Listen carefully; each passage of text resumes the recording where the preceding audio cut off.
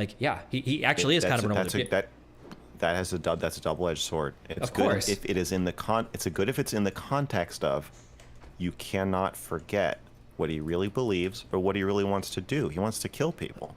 He wants to kill millions of people, and you can't forget that. So it's interesting to watch Jeffrey Dahmer eat a sandwich. It's interesting to watch Kim Jong-un, fix his hair or whatever. Yeah, these are interesting human moments that make us realize that anybody can be radicalized, that these are real people.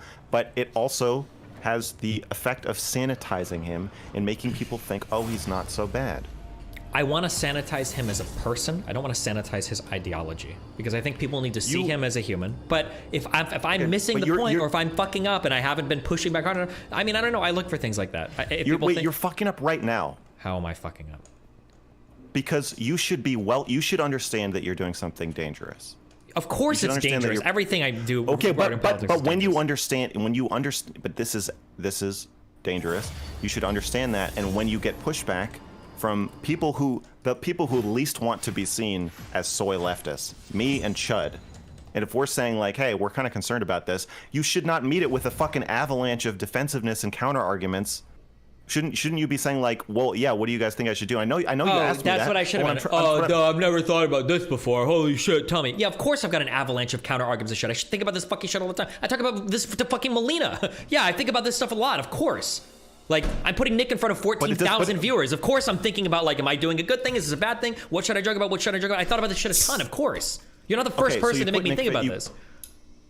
I'm not saying I am. I'm saying that you don't seem that open to our feedback. I'm open. I'm listening. But everything you've told me, I've read in my subreddit. You're talking. You're arguing. You're counter-arguing. Tell me what I should do. Okay, wait a second. Wait. You don't fucking care. Look. It's not that I don't care. It's I'm not hearing anything novel here. Like, this is stuff I've read on my subreddit. I thought about myself a million times over. Of course. Like, don't you think it's problematic that Nick might be personalized? Bro, I've heard these arguments since 2017 when we first debated.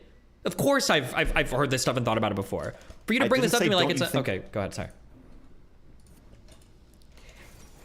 I think, okay, well, another thing to bear in mind. I think that if you're being... speak, I've had enough of this shit, okay? Listen, I've been cucked a number of times, okay? And I'm fucking sick of this shit. This was my idea in the first place. I'm getting cut left, right, and center. Listen, I'm not a fucking cuck, all right? No, you shut up now, okay? I've had enough. You're gonna make me say something anti-Semitic soon, I fucking swear to God. Jesus Christ, okay, nice Listen, I know, I'm trying to hold back from the jokes because it's supposed to be such... Anyway, right, listen, okay? I think the issue here is this, okay? I agree with some of your concerns, as we've spoken, Mr. Go, of course, right? I think that what I'm hearing here, though, is that it seems like there is a method to the perceived madness, and Destiny does have a plan or a structure in place, right? And I can see that coming through in the way he's talking about this. But it seems like you're kind of saying that even though he's had some thought process, you just think fundamentally him going for the chicken and waffles dinner was wrong, and nothing's going to get around that, I don't think, right? Yeah, there's a lot of points I'm making that I don't really feel like you're addressing, Stephen. I feel like I am being met with a avalanche of counter arguments and evasiveness. Okay, if you want, you can give me 1 point and we can go point by point if you want. I'll write it down. Okay. Excellent. Let's calm things down. That's what we want. Excellent. I'm so calm. By the way, sorry, I just want to say as well, President Sunday's like messaging me loads. I'm happy to bring him in later, but I just want to have a bit more backwards and forwards. No. I don't want him in here. Wow. Okay, that's fine. If you blacklisting President Sunday, fair enough. Continue. Yeah, because he's just trying... It has nothing to do with what we're fucking talking about. Okay. Why is it wrong for Destiny to do a hangout stream with Fuentes is the post. 200 upvotes. Mm-hmm. Top comment. I don't know. I can't remember what Destiny said about it, so I don't have an opinion. Okay. Your community believes that they are not brainwashable or influenceable. Okay. That's what this top comment means, right? It's a sarcastic joke saying like we can think for ourselves. Okay. That's not true. Of course. I think that's a huge problem here. That's true of every community, but I understand what you're saying. Yeah, it's a problem. They'll joke about how like, oh, like we need Destiny's response to know what to think about things, but unironically most of them do. Yeah, of course. Okay. So that combined with your unwillingness to call him a Nazi? What's at certain times? Reluctance to provide pushback for fear of looking soy. We're not going to do this one at a time. You're going to do the 52 arguments, and then we're going to get hung up on one. Is that what you want to do, or do you want to go one by one? You just agreed with that point. I'm moving on to the next. I didn't agree with the first one. Okay. Okay. When you say unwillingness to call him a Nazi, okay, there are certain conversations. So I had a conversation with somebody yesterday about calling Trump a fascist. There are certain conversations where I'm comfortable using different words depending on what the context of the conversation is, okay? Okay. If I'm having a one-on-one conversation with somebody and I have a lot of intellectual trust with that person, then the language that I use is going to look a lot different than when I'm communicating to a broader audience, okay? I think it's fair to say that for all intents and purposes, Nick, in his ideal world, is pretty closely aligned with being a quasi-neo-Nazi. Probably pretty close, if not all the way there. He has the anti-Semitism, for sure. Probably the drive for ethnic cleansing, although he won't admit it. And some weird new Pan-American bastardized version of the Aryan race where you just have to look white enough to make it in. Not Aryan, but like close enough, right? So I can agree with that in the context of a conversation, sure. If I'm on a panel or doing something and a progressive comes in to scream at me over something like, don't you think Nick is a Nazi? I'm probably going to say no, because most of the time that word is thrown around, it's used as a moral sledgehammer. Like when somebody calls you a pedophile. They don't actually even know what a pedophile is. They're just saying it because they don't like you. They're uncomfortable with the views you've expressed on children, and they just want to swing that around. And the frustrating thing for you, I think, is that people won't engage with you about how you feel about cuties or age. They won't actually engage with any of those topics. They just use that as a sledgehammer to avoid conversation. And that's my issue generally with the word Nazi, is people just use that to avoid conversation. So I am willing to call Nick a Nazi if I'm having an intelligent conversation with somebody that I feel like we're having a good conversation of ideas, one. And two, I do call him a Nazi a lot when I'm hanging out with him. You can argue that it's done in a half-joking way, but I'm pretty sure I said it multiple times at dinner, multiple times in our 9/11 argument, multiple times. Yeah. Okay, go. But it is done in a I would argue it's done in a half-joking way. Okay. So in the story, in the hypothetical you just gave us, yes, you're willing to say in front of thousands of people that Nick Fuentes is not a Nazi, given the right context. Depending on the type of conversation I'm having, yeah. Or that you shouldn't call him a Nazi. Okay. Yeah. Or call his fan base Nazis. So this is a problem for me, because you're saying that you can be socially pressured or spited or whatever into saying Nick Fuentes is not a Nazi in front of your extremely impressionable audience who believes they are not impressionable, which makes them even more impressionable. That is sanitization in action. That is why Nick Fuentes has his sights set on you as the sanitizer. At first it was Stardust.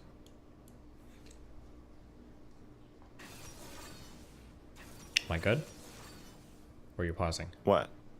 No, that's it. Yeah, go ahead, whenever. So, when you say you can be socially pressured into saying something like it's a negative, that's not a negative. That's rhetoric, right? Rhetoric is where you're trying to persuade in some social thing, not in a vacuum, right? An argument might look mathematical or philosophical if I'm just writing a paper and I'm literally just like, here is the thing, right? But when we talk about like the whole part of the pathos part of the triangle is making certain types of appeals relating to the audience, or the ethos of like building your own character up, or whatever, right? So part of rhetoric is being familiar with social pressure. It's an important part of understanding how your message is being received. Number one. Okay. So that's number one. So number two, you're saying that I'm saying it in front of an impressionable audience. That is true. My issue is that I have never, ever, I don't water down Fuentes' beliefs. I just want people to accurately state them so that they can be attacked with accuracy. Just calling somebody a Nazi and screaming they want to genocide everybody doesn't give you the ability to engage with any broker or with Fuentes, because if you do engage with them, they're not even going to they won't even pretend to defend those positions. But if you want to engage with the more subtler arguments of race realism or maintaining ethnic majorities or curbing immigration in a certain way because of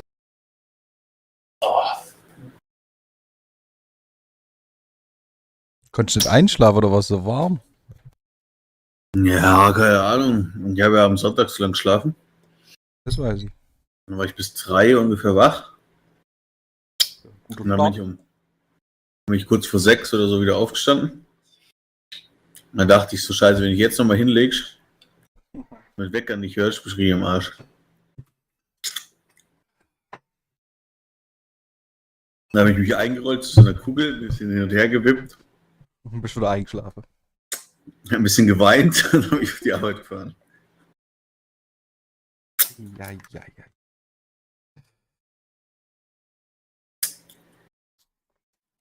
Philipp, und deshalb ist Schlaf wichtig, ne? Ja, und trotzdem war ich heute nicht der Zickigste auf der Arbeit. Nett. Ne. Der eine, der kritisiert immer alle mega gern, ne? Und heute den ganzen Tag Anrufe gekommen, weil seine Scheiße nicht funktioniert hat. Und ich rufe unten an, so, ja, hier geht nicht. Hier Beschwerde schon wieder. Was soll denn das? Sollen Sie nicht beschweren, die wissen schon Bescheid. Und geht hier der andere. Hat im selben Angebot wie ich auch einen Anruf bekommen. Und der hat ja gesehen, dass ich mit ihm telefoniere. Dann ist er runtergegangen, hat es ihm persönlich gesagt. Was habe ich gefunden? Ich weiß es doch jetzt, ich weiß es! Das gefällt dir, ja? Ich so weggelacht oben, ey. Hab mich richtig fröhlich gemacht, ja.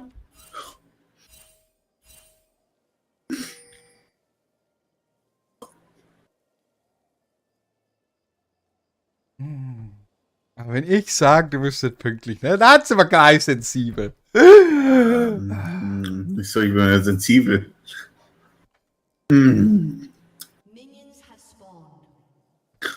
Hannes, ja.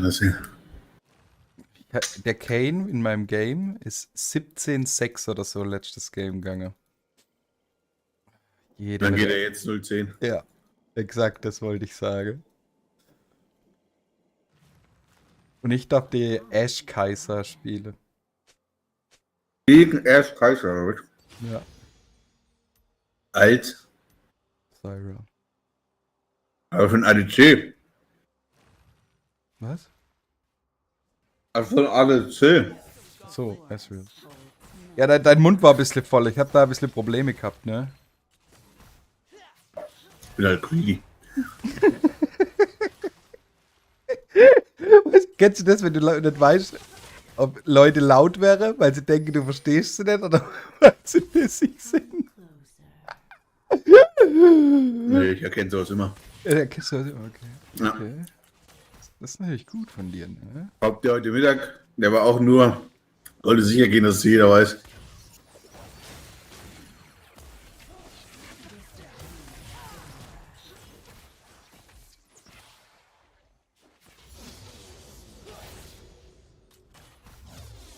Kann es sein, dass der nicht so sonderlich gemocht ist, ne? Oder Kollege. Geht so. Ja, eigentlich schon. Der nervt halt ab und zu nur einfach. Ja, ich wollte nur wissen, ob es spaßig gemeint war oder ob sie nerven wollten. Oder beides. Die einen zwei, die ärgern sich immer unten. Ich hab's nur gemacht, weil er mir auch immer auf den Sack geht. Und der persönlich runtergegangen ist der 24/7 arbeitet. Dem ist das echt wichtig. Soll ich dir heute eine Geschichte erzählen, ne? Voraus, ja, voraus. Ich hab einen Bug gesucht mit Nina zusammen, eine Stunde lang, ne? Und das ist eine Routine, wo du, wenn du sie online schaltest, wo du nichts siehst, heißt also, du schaltest sie nie online, ne? Jetzt ist uns aufgefallen, irgendwann nach einer Stunde oder so, dass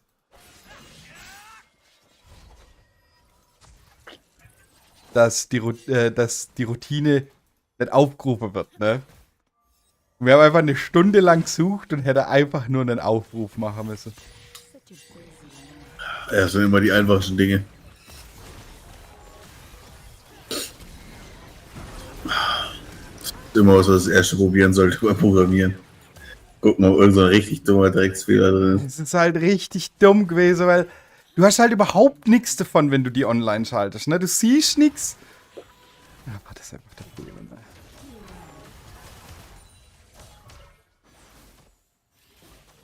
Ich habe sie sogar so halb trotzig, habe ich sie dann online geschaltet und habe mir gedacht, okay, never, ne?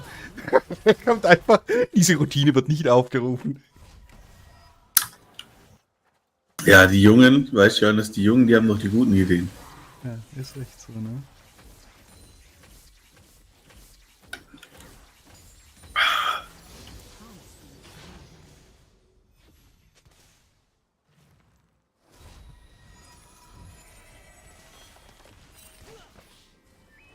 Einfach beweisen.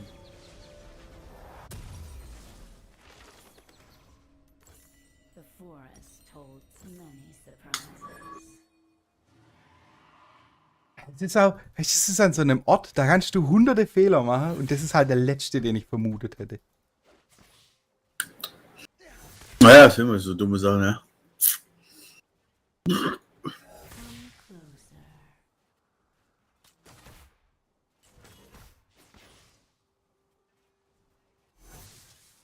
Wir spielen 3 gegen 2. Ich kill fast 2 von denen. Und er fixiert sich drauf, dass ich seine Wave unterm Tower nehme. Die sowieso fast.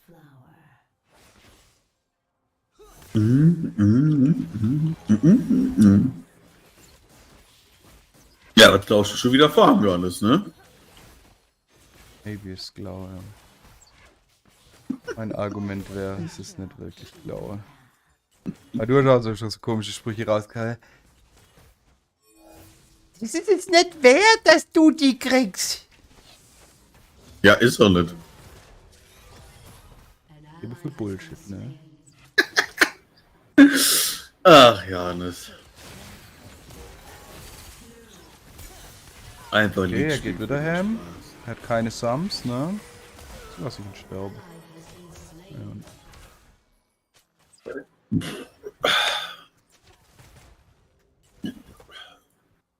Things aren't always what they seem. An ally has been slain. An enemy has been slain. Such a busy world.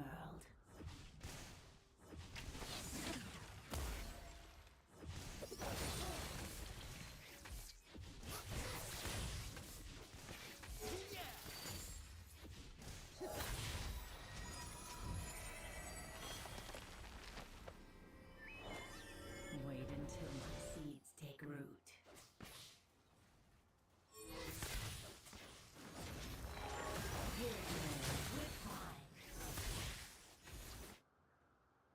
Trap. Okay. More to see.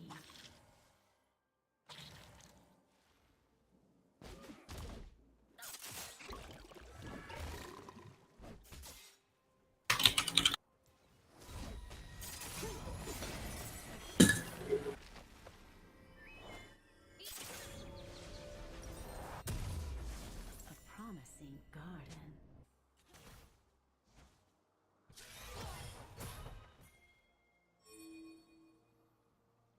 Steht 0-1, Philipp. Was? Er steht 0-1. Den ADC oder was? Nein, mein Kane. Many surprises. Mitmacher. Vielleicht weiß ich ja nicht, dass wir den ADC auch am hinten. Ja, der auch. Der steht da. Der ist gerade in eine Ash Kaiser reingeht. Ohne Sums. Für ganze 5 Poke, eine halbe Q.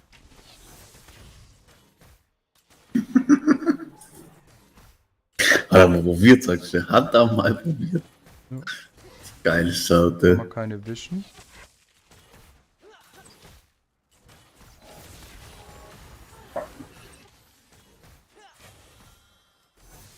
Just a harmless flower.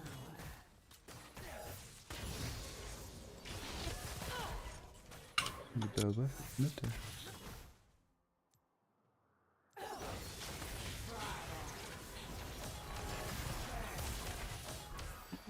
That's in die Bad.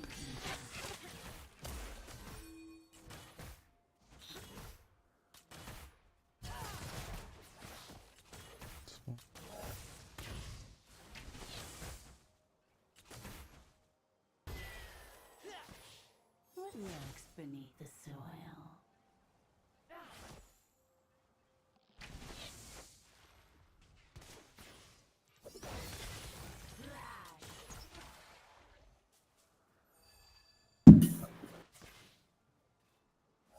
Take careful steps.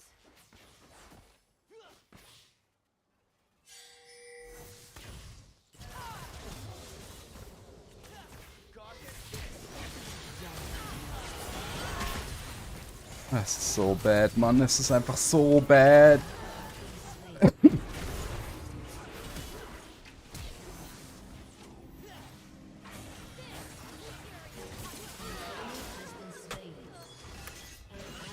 Has been slain.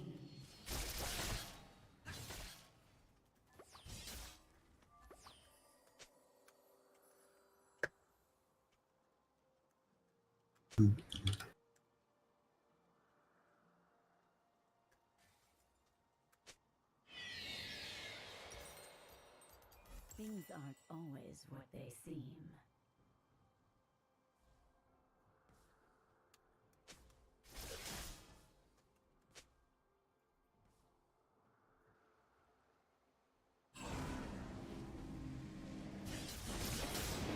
Such a busy world.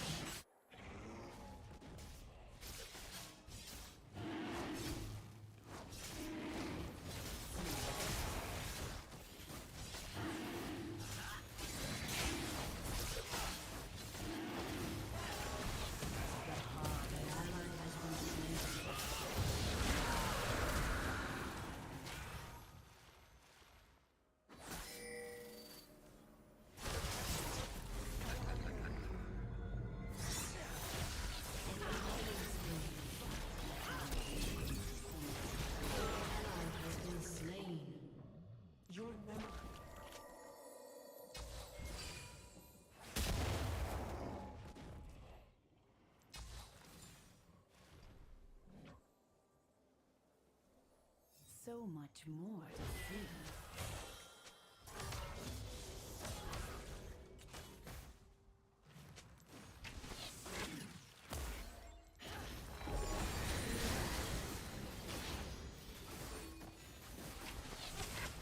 Your turret has been destroyed.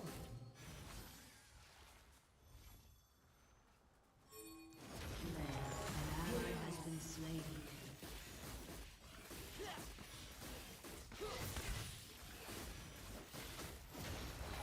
The forest holds many surprises.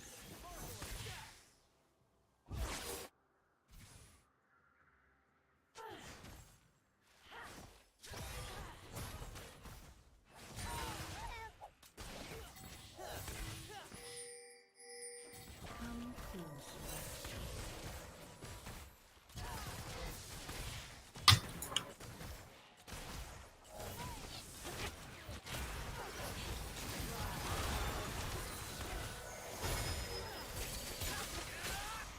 Just a home.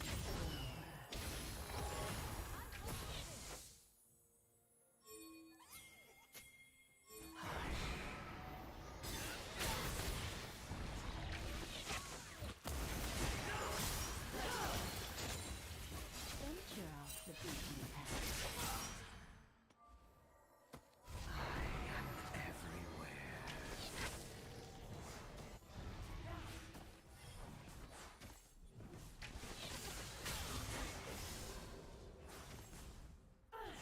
Take careful steps.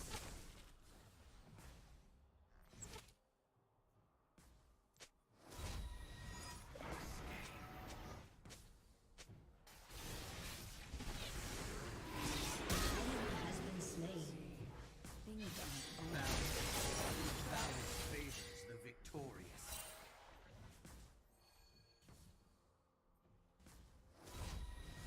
enemy killing spree.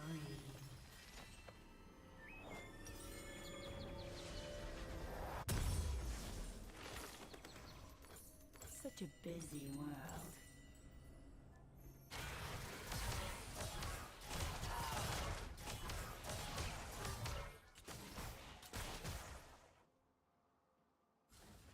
Your turret has been destroyed. Wait until you see.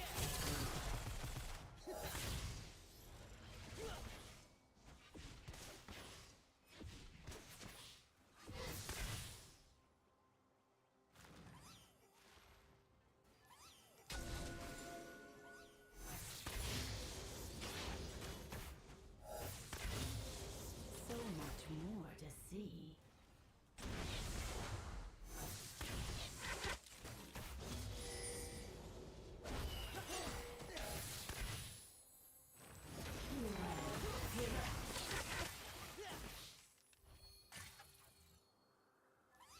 A promising garden.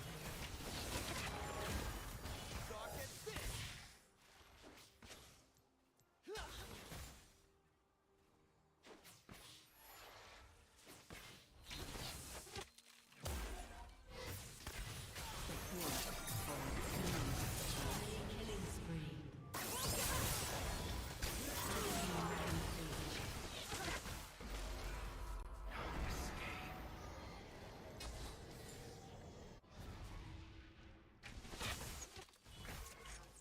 Come closer.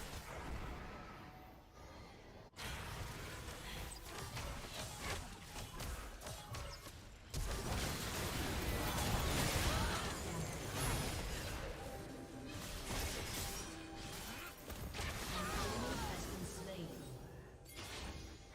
Fools die and are forgotten.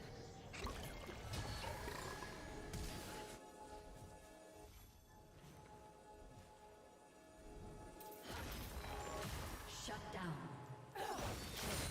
An enemy is unstoppable. An ally has been slain.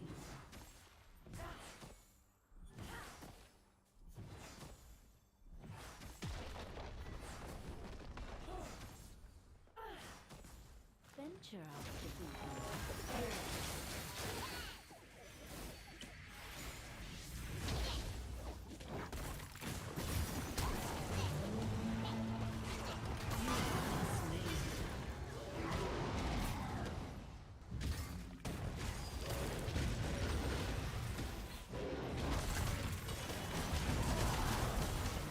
has been slain. My beard.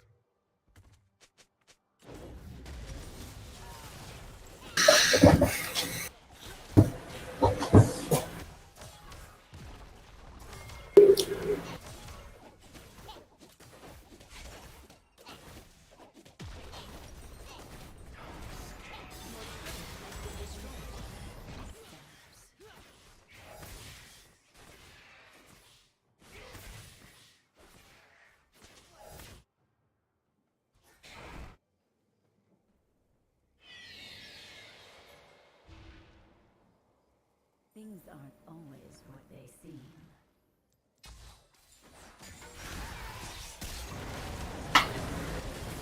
Your ally has been slain.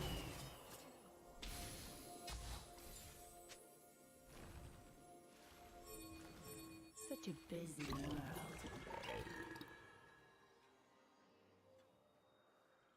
An ally has been slain.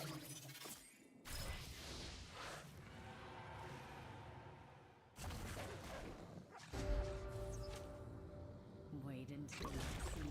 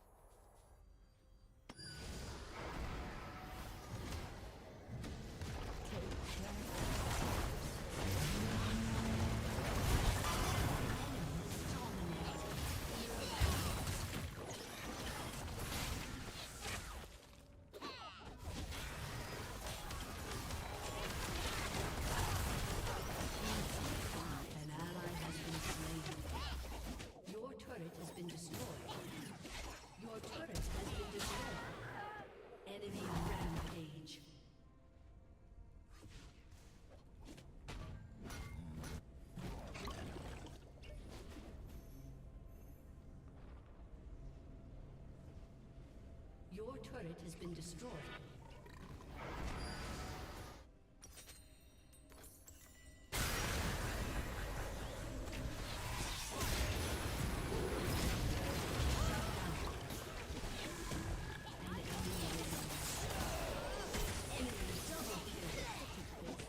Your inhibitor has been destroyed.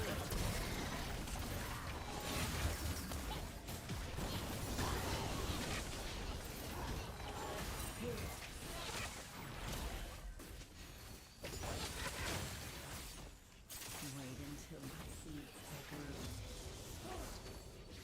Your turret has been destroyed.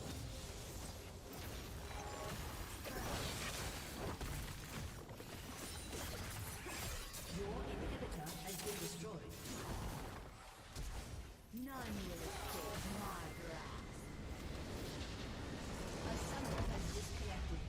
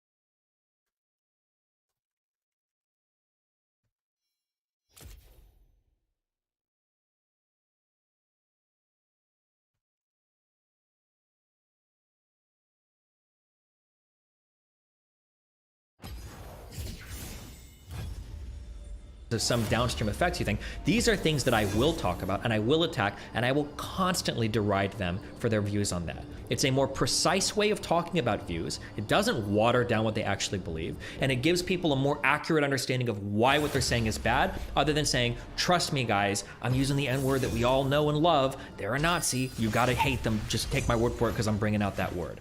That's the feeling. Okay. And again, just real quick, I have to respond to everything you say. If you want to go point by point more granularly, that's fine. But if you're going to talk a lot, I'm going to respond a lot, okay? Because I'm writing not. down everything. Okay, Go that's ahead. fine.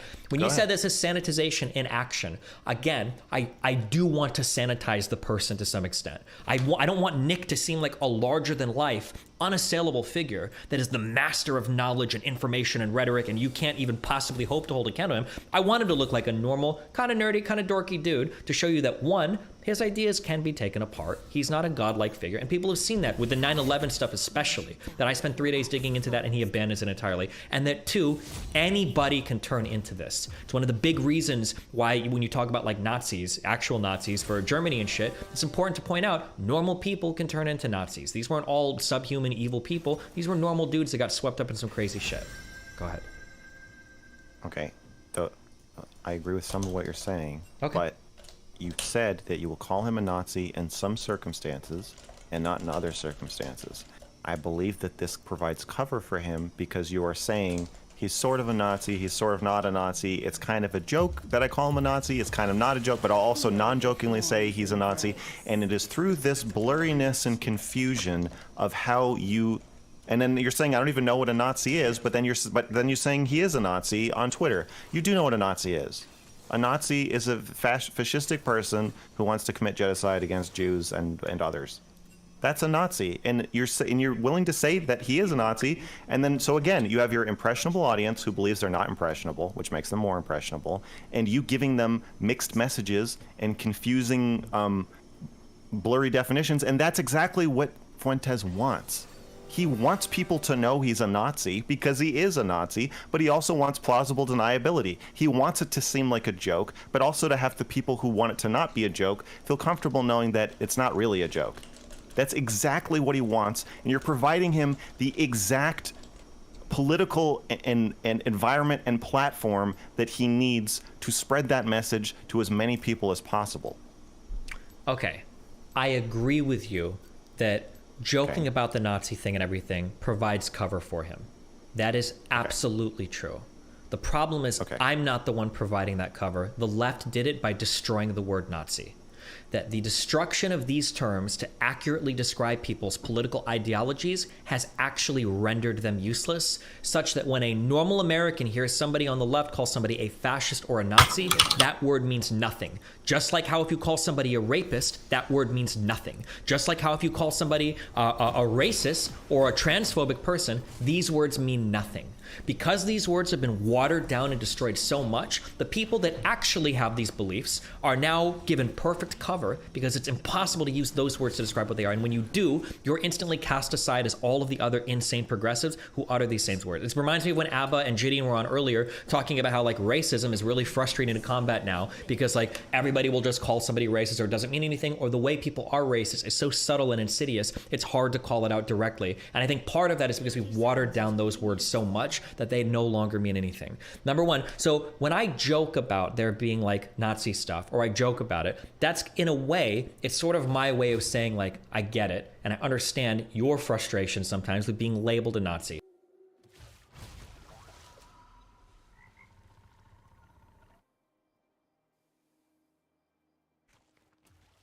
Such a busy world. Minions have spawned.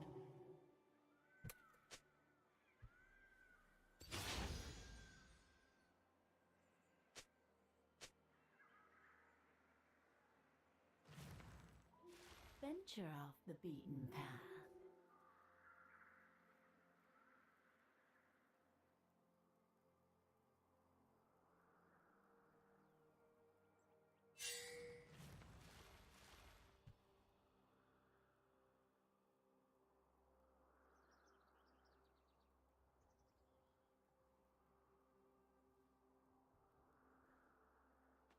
A promising garden.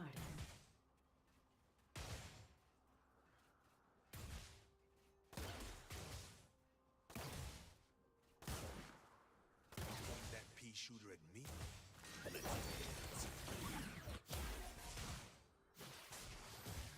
The forest holds many surprises.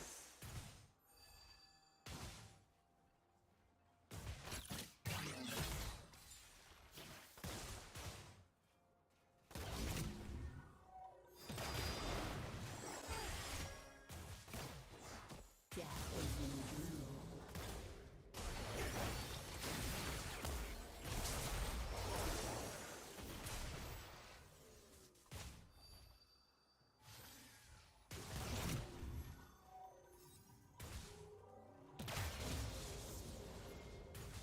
Just a harmless flower.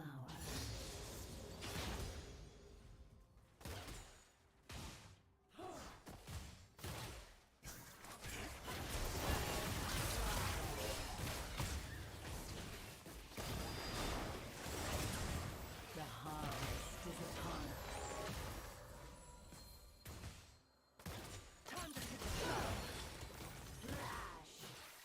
First blood. An enemy has been slain. An ally has been slain.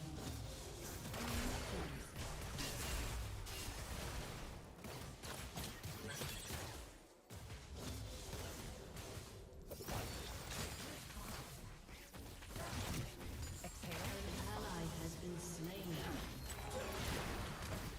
So much more. An enemy has been slain.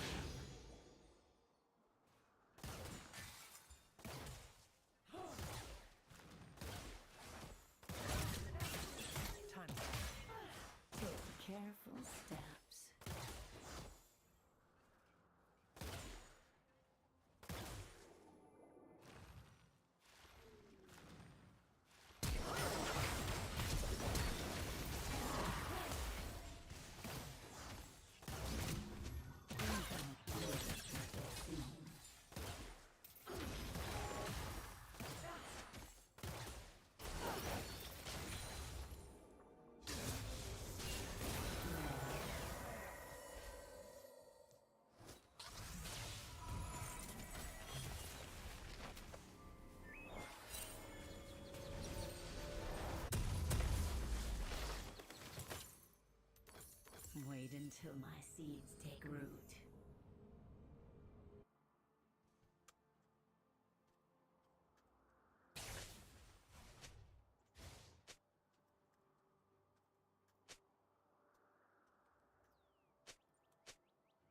Such a busy world.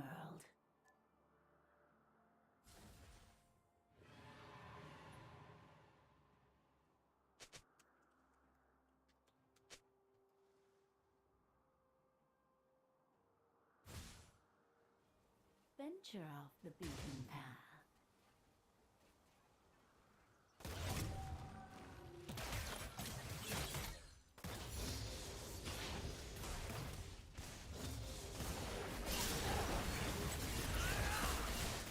An ally has been slain.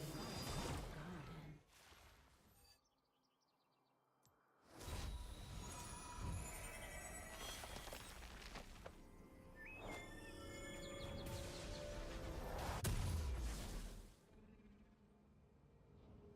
The forest holds many surprises.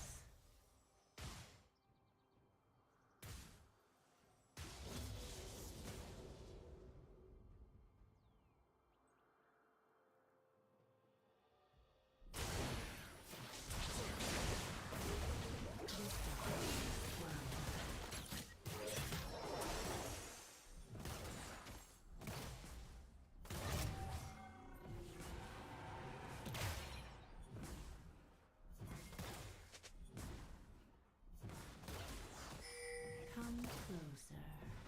An enemy has been slain. An ally has been slain.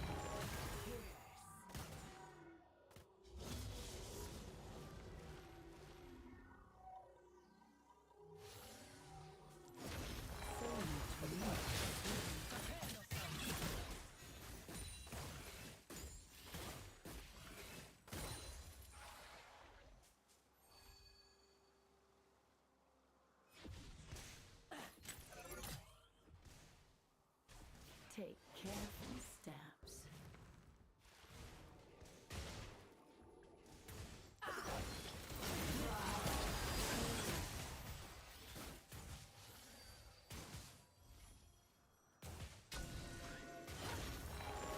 None will escape my grasp.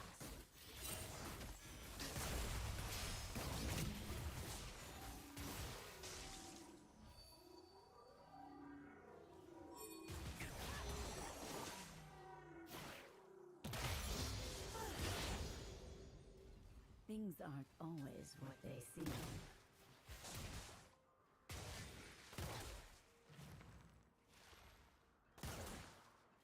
Countermeasures is engaged.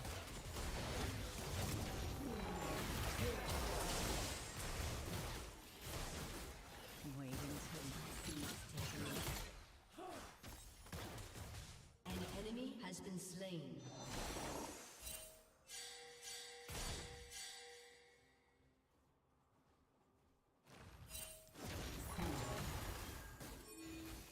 Such a busy world.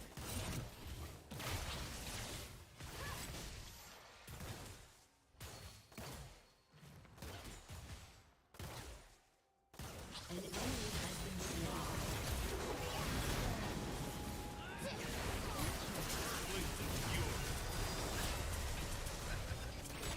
You have slain an enemy.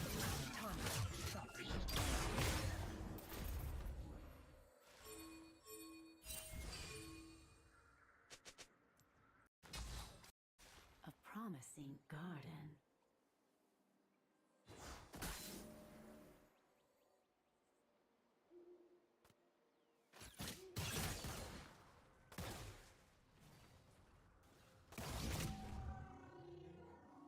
The forest holds many surprises. Not the An ally has been slain. You have slain an enemy.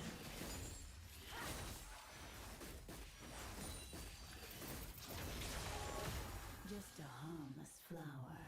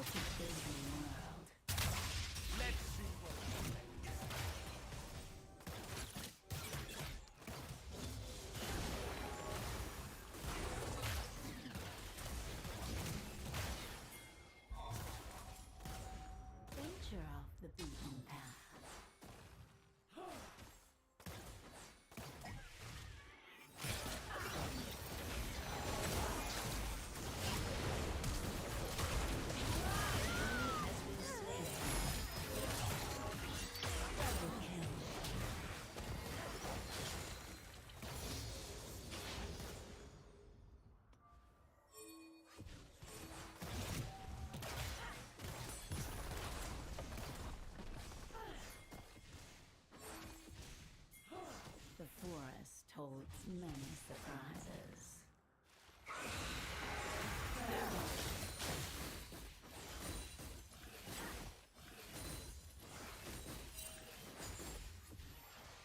Killing spree.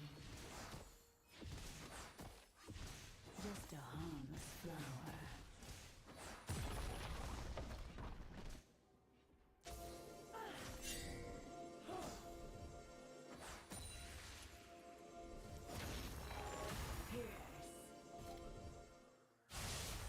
Come closer.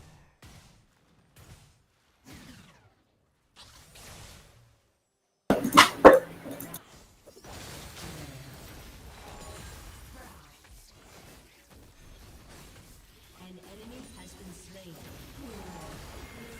So much more. You have been slain. In. I dare.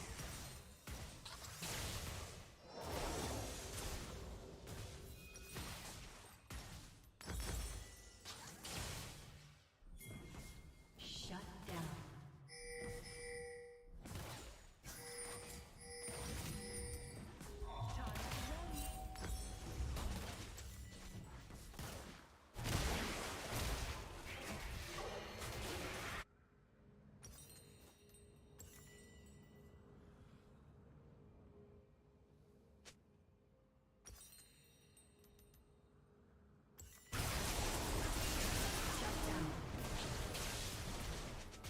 You best stay down.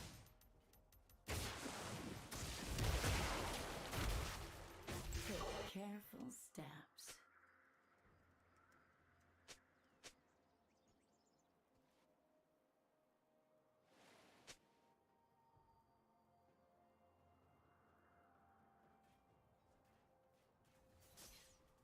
Things aren't always what they seem. Just wait.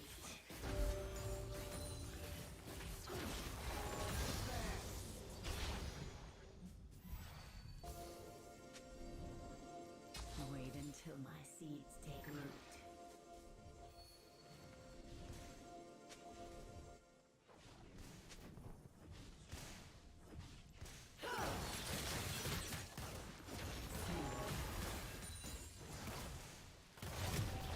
Such a busy man.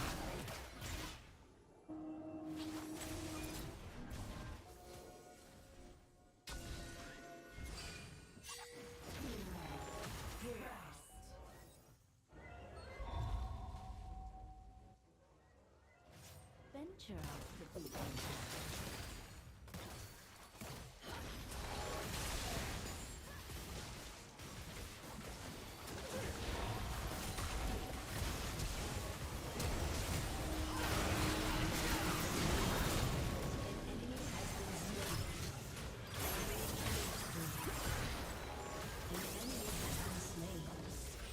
Your team has destroyed the turret. Double kill.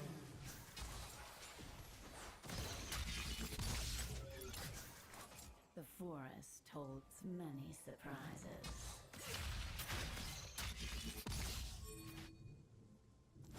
Just wait.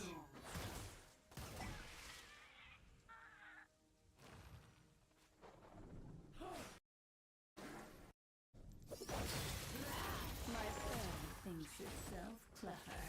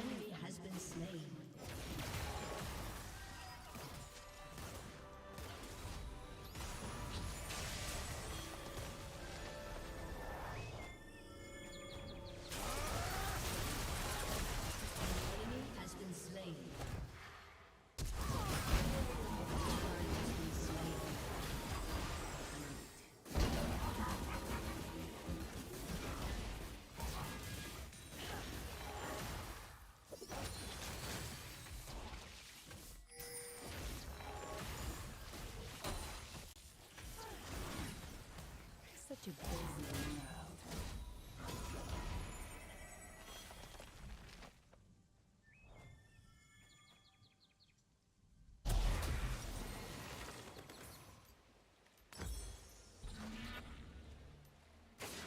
Venture off the beaten path.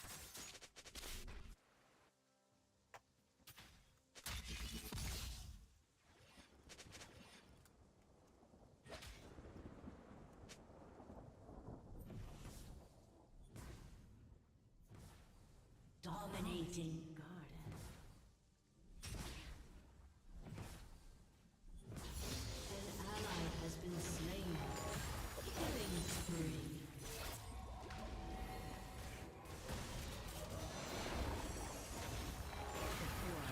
An ally has been slain.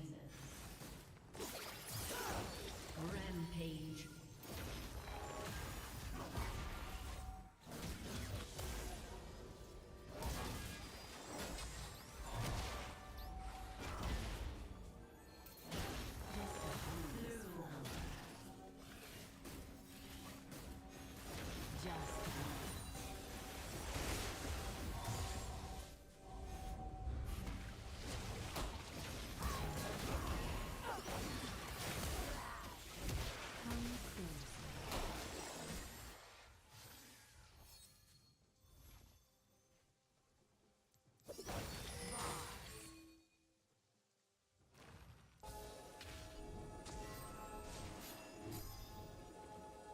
So much more to see.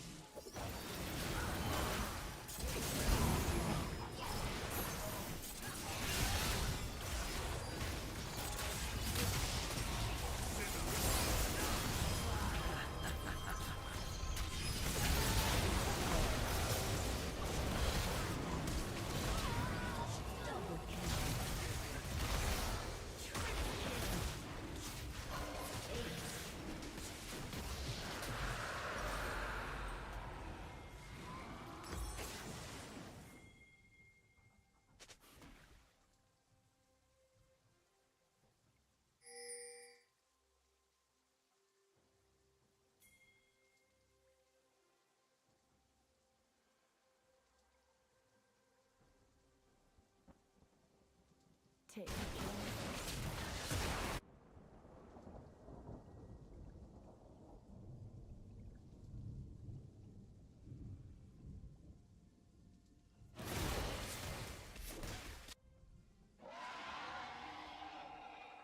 Things unfold.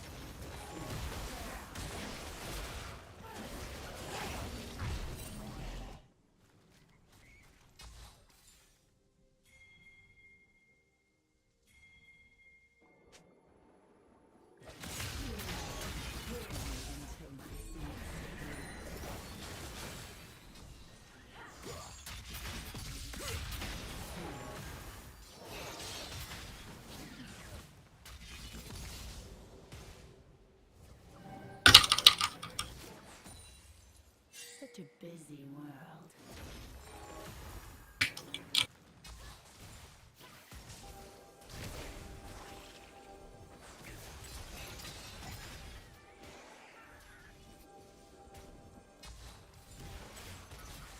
Venture off the beaten path.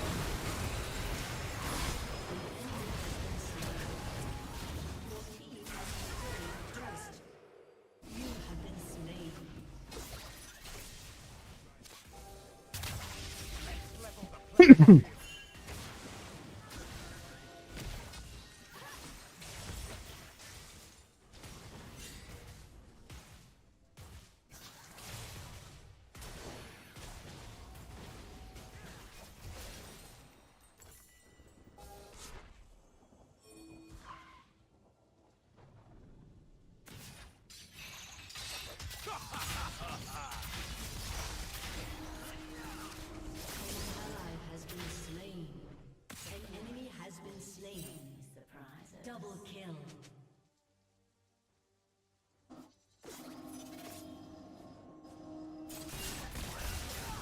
Shut down.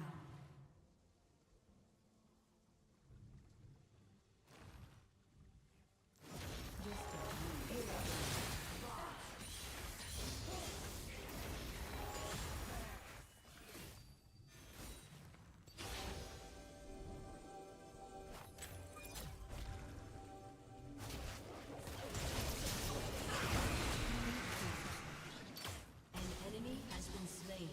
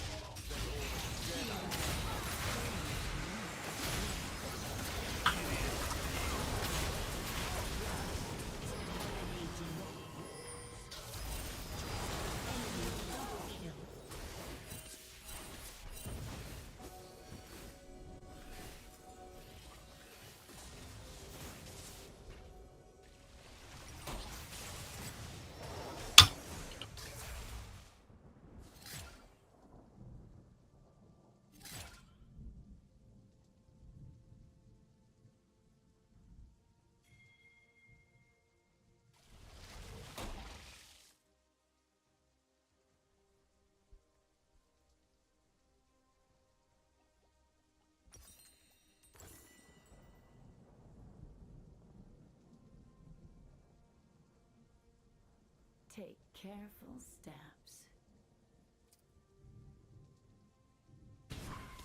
An enemy has been slain.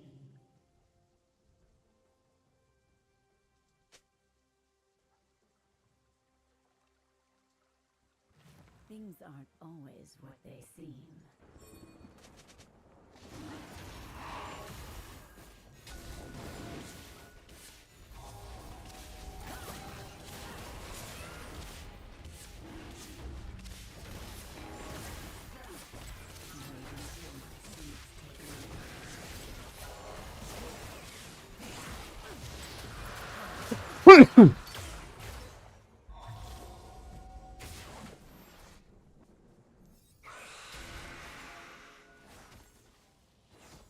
Death is in bloom. Justice has been destroyed. Shut down. Enemy double kill. An enemy has been slain. Triple kill.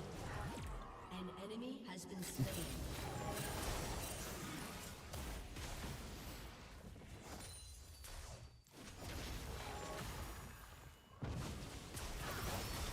An enemy has been slain. Venture off the beaten path. Man first.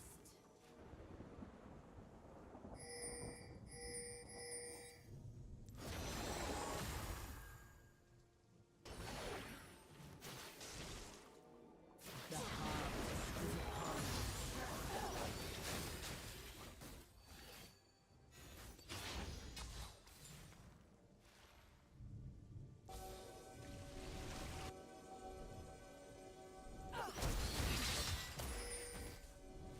A promising garden.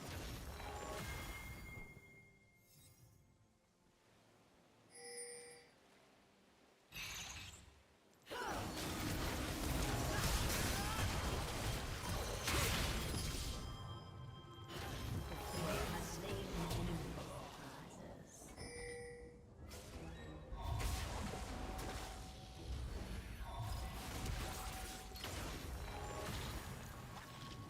An enemy has been slain. Just a harmless flower.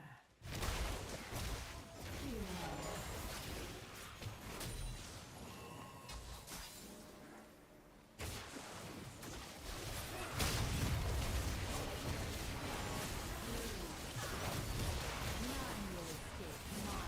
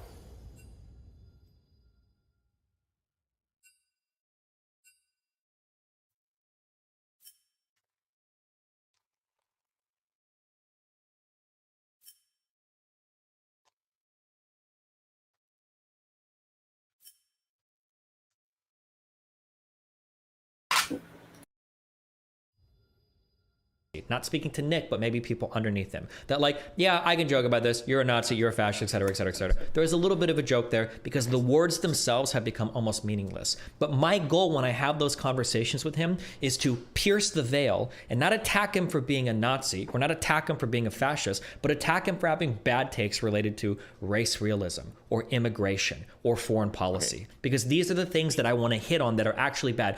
Because rather than just calling him a word that could mean anything, because that cover is always going to be there, not because of me, but because of what's happened societally, I would rather go after the specific positions themselves and hammer on that, because on there I can stand on rock solid ground, and none of those positions have been poisoned or tainted by progressives because they're not having those conversations. Okay. I would like to respond. Okay, go. I'm just writing it down as you go. Just responding to what you said. Calling people Nazis who are not Nazis is Holocaust denial. But so is not calling people Nazis who are Nazis. They're both Holocaust denial. And one, we're saying everybody's Nazi, blah, blah. We're just kind of murking the waters and making it meaningless, like you said. And the other, we're basically saying Nazism isn't real. It doesn't exist. It can't come back, or it hasn't lingered. And I'm very against both of these things. This person wants to kill me. Nick Fuentes wants to kill me and my family. He wants to kill your friends. He wants to kill my friends. He wants to kill Chud's friends. He wants to kill people. And I think we need the word Nazi, and I agree with you that the left has watered down the word and inadvertently provided cover for Nazis, for real Nazis. Absolutely. They shouldn't have done that. And I think that social media platforms are amplifying Nick Fuentes right now. YouTube is amplifying him through you. I don't think they should be doing that. I think that they shouldn't amplify Andrew Tate. Same thing. Shouldn't amplify him and then say that the solution to us algorithmically supercharging bad ideas is that we just have to then ban the person. That doesn't make any sense. They're not taking any responsibility. The left is not taking any responsibility for this. The right, conservatives, you're not going to see Stephen Crowder calling out Nick Fuentes, I don't think. Maybe he has, but I don't see a broad calling out of this kind of bad behavior from conservatives or like, fucking treason, right? Nobody is taking responsibility, and I hear what you're saying is you're saying what Pyra Lethality Kate haben gerade Lucian Nami geslammt. Impressive people. Ich würd...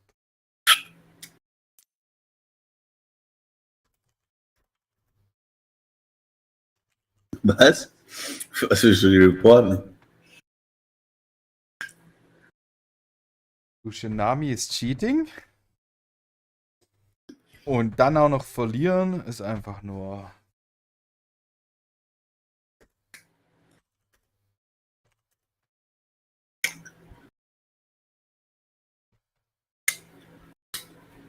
Ist keiner aggressiv?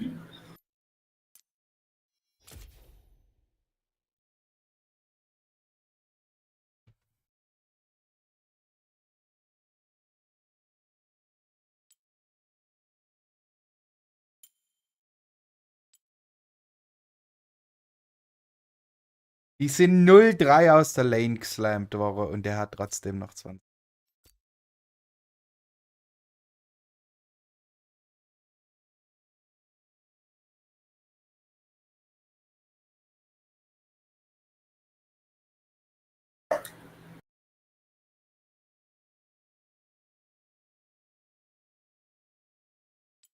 Ich dachte, Red Cane ist busted. Die Blue Canes. well, they left it. It's not me. I'm just like little old Steven, you know? And like Was? I Hä? understand that position, and if I could have nur an die ehrliche audience Antwort with gegeben. the Weiß ich CEO nicht. of YouTube, I would be Ja. Alles gut. Toxic.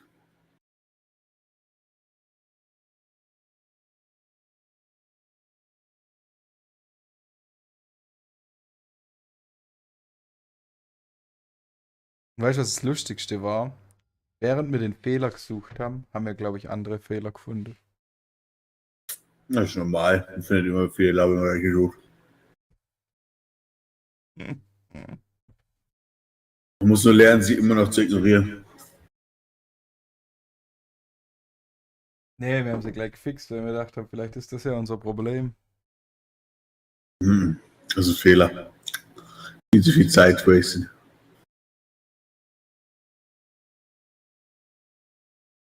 Fehler, die nicht alles crashen, sind unwichtig. Wir haben gerade mit einem AD Top Main Timo gewonnen.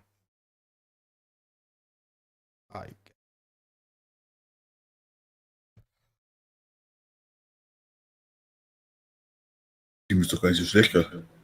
AD Timo. Oder Blade of the Rune King oder so abusen. Ja, genau das hat er gemacht.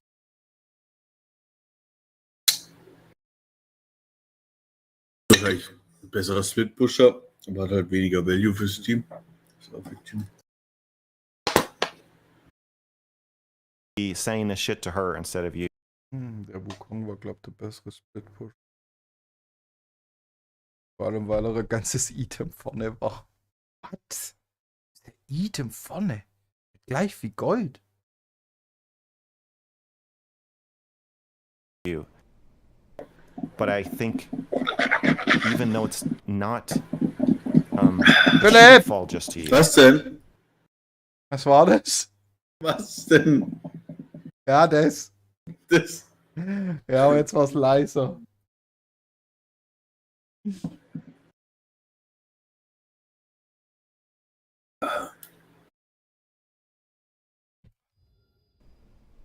But I think it does. Okay, I agree that it's nice to have words to describe what people are, but unfortunately, in our wonderful post-truth society, all of those words have been lost. I don't think any of these words mean anything anymore. To say what I said earlier, like if somebody tells me that like, oh, that guy's a rapist, it literally means nothing to me. I don't know what that means anymore. I think it means somebody. It means something when you call somebody a Nazi. It doesn't mean shit when Aiko calls somebody a Nazi, but I think a little. it means But for something people if who aren't you- aware of me or familiar with me, they might just hear the same progressive soying. They might just get that because I do call. There are times, and I'll say it about Trump. There are times where I will say not Nazi, but fascist for sure. There are times where I use these words sparingly, but even when I use them, there's like such a strong association. I don't know if you saw a conversation that was with Sneeko where he's constantly saying like, "Oh shit, like I think you're a secret right-leaning person. I think you're a secret right-leaning." When I use the word, I don't even think I said the word toxic masculinity. I think I said the word toxic, and his brain shut off for the rest of that conversation. Just because I said the T word. Du müde I bist, said gehst ins toxic and he was Bett. done. Bin nicht Like, müde. unfortunately, I agree that we need these rules. We need these words. Glaub ich, we Herr need Necker. them to mean things, but unfortunately, wahrscheinlich where we're at einfach today, nur so. they don't. Ja, So I das don't kenn have any ich. more power when I read those words. When you utter the word Nazi, the feeling that you convey to the audience is, Sage, I sobald want du you dich guys to hinlegst, know bist that weg. this is a person that I really don't like. They're probably conservative. That's what Nazi means. I can't reclaim that Probably, word yeah. because I'm as a victim of society just as much as anyone else in it. So all I can do is try to pierce the veil and go after the particular Man müsste eigentlich noch so and fight on those grounds. 2 Stunden Like, machen. I might say Nazi every now and then. I might have it in an academic conversation, but I'm not letzten wielding 13 that Stunden word with any geschlafen. sort of power or authority because the meaning of Ja, that aber- word is destroyed. Okay, then I Weiß think you ich should nicht, never warum. use the word. But when you use it, Ah, tell hat people dir you would Victory use it. das Diamant and then 2. when you say somebody says is Nick Fuentes a Nazi, you said you'd say no. So you are using the word then. It, You're not saying again, I don't use that word. I don't know. Wait, you're not saying I don't use that word. I don't associate with that word. You're saying I do use that word. Jetzt. Hä? Ich hab dich nicht verstanden, mein Video war zu lang. Alles gut. Ich habe mich nur aufgeregt, warum der Tier 2 ist und negativer Windricht. Wer denn? Kennst du nicht. It Ja, exists, okay, but Nick Fuentes does not fit the definition, and that provides cover for him. Wegsnipe die So- Sau. it's going to depend on the context of the conversation that I have. That's all I can say. Like, if I'm talking to a guy that seems well versed in politics and he know. wants to come on, then I'll probably be more willing to say, especially when it comes to like Trump and fascism, I'll probably be willing to say, yeah, obviously Trump is a fascist. I think over 50% of the Republican Party would go fascist if they had the opportunity to. But if I was in a conversation with a bunch of like normie political people or a bunch of like conservatives, everyone's like, do you think Trump is a fascist? I'm like, I don't know if he's a fascist. I mean, like, he's a hardcore populist. Like, sure, like he seems like my position there is going to be a bit different because the context of that conversation is going to be so much different that as soon as I bring out that fascist word, and people in chat, and maybe even you to some extent, are like, well, you're bending on your willingness to accurately describe people, or you're bending on your willingness to adhere to the truth by providing cover to them. But the reality is the word For rhetorical gain. it's the problem that you're missing is that the word Nazi and the word fascist mean different things depending on where they're used. I know, but everything you say gets taken out of context anyway. So I understand we're having this conversation, but you're going to be clipped, quoted, I don't even taken out care of about. context. I'm not even thinking about clips or quotes. I'm saying within the context But of I conversation. think, but I just think, I understand, but I think consistency is important with the words you use and the way you use them, even though you're going to have some, like every argument you're making for this is like that it hurts you personally if you do it, right? You're saying like they're gonna shut me off. Sneeko shut down, like God forbid Sneeko's brain shut off. Like I don't fucking care. With certain, yes, if you're trying to reach certain people, I understand you're going to change your rhetoric to make to in a way sanitize yourself to them and their audience so that they will listen to you. I understand you're doing that with Sneeko, and in that context, I agree. The concept of toxicity or toxic masculinity are, you know, interesting concepts and, you know, can be used by feminists or people on the left, but they're not fucking imperative to you. We don't need conservatives to understand toxic masculinity. We can basically say it's an annoying phrase that just seems anti-male. People hate it. It makes their brain shut down. Let's only use it in certain concepts. It's not like a literal actual thing the way. Weißt du?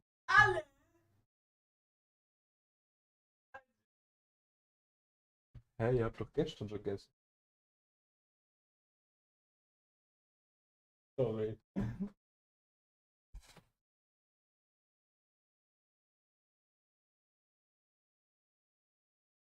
A Nazi is. Was auch immer du getan hast, es tut dir eh nicht leid, So I'm Johannes, lüg totally nicht. fine with you being blurry about being like, is are men toxic? Ja, ich Can they hab's be genau toxic? I'm gehört. fine with half your audience Ist being irgendwas like, weggegessen. well, you know, Die Steven haben said, gestern schon die Chips probiert. Du hast sie einfach alleine gegessen. Schande über dich, Schande.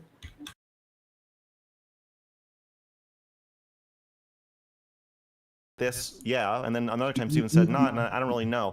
I'm not fine with your audience being in a position where they're like, I don't really know if Steven thinks. So here's the issue, Fuentes okay? is a And I Nazi. had 3 people email me stuff about Wittgenstein, so now my whole philosophy of language has changed. Okay, so blame them, okay? When you say consistency is important, you're committing a fallacy here by assuming, and I am empathetic towards it because I understand the desire, is that you think that Nazi has a set Mann, ich definition. will jetzt nicht ins I Bett. understand the context changes a I understand. Okay, well then you understand that, and you said something incorrect anyways. Okay, because you said earlier consistency is important, implying that me using the word Nazi the same way in every conversation would be consistent, and me using it in different ways is inconsistent. It's not. Consistency of your use in a vacuum. If I you don't. took But every no sentence- word is in a vacuum. If you took every, but actually, every time you talk, you are saying things in multiple different conversations. Sure. There's the conversation you and I are having, Yep.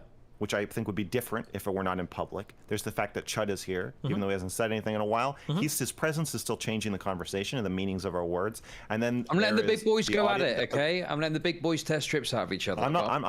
I'm not arguing. I'm not criticizing you. And then there's the. I'm just pointing out that your presence does like every individual reconfiguration of the audience. There's my audience watching. There's your audience watching. There's Chud's audience watching. Everybody's having their own different experience. Different groups. If people are watching with their friends, they're having different experience. Yes, the meaning of our words is changing all the time. But you can't use this concept to provide cover for you just saying whatever you want. For you saying Nick's a Nazi, Nick's not a Nazi, and like, well, context changed the meaning of words, so I can just directly 100% 180 on anything whenever I want and say that, like, no, you can't say I contradicted myself, because anytime you say anything, you're contradicting yourself, because the meaning of words changes in the context. There's certain, so I agree with you. It's very rhetorically effective to operate that way. But my problem is that you are sacrificing certain things when you do it. So when somebody watches you say, oh, I'm not going to say toxic to Sneeko, but you called something toxic before, it makes total sense to say, like, look, Sneeko is not going to listen to that shit, okay? His audience is not going to listen to that shit. There are a lot of people watching. I want them to come over to me. I'm going to help these people. It's going to help my career. All those things. I'm willing to make the sacrifice, okay? I ditched ditched the concept of toxic. Ditching the concept of Nazi is Holocaust denial. And when you ditch it and pick it up and ditch it and pick it up based on the sensibilities or the sense of humor even of the people you're talking to, it inadvertently provides cover. The cover is there. I can't do anything about it. I can only function in that environment. We can say you have to use a word the same way every time you use it, or else it's not consistent. Yeah. But the reality is that's just not how we use language. There is no word that is consistently defined through every context, through every medium. Things become redefined. People understand and misunderstand things differently all the time. That's just the reality of how things are. And if I'm trying to be persuasive in that, let me finish responding to what I'm blah, blah, blah. I'm writing your shit down. Okay. That is the reality of the world that I live in. I have to talk in front of audiences that have all of their own preconceived notions of every fucking word I'm going to use. And if I'm not aware of that, I run the risk of losing everybody instantly on everything. Now you can try to levy this charge on me that it's just hurting me personally, but I mean, like, I do politics online, so everything that benefits my politics technically benefits me personally. There's not much I can do that. But like, I committed a fatal error here when I was in New York and I made a joke about eating horse paste, and I lost the entire audience for like 40 fucking minutes just because of that one joke, because it wasn't the correct joke to make at the time, because I didn't utter it exactly correctly,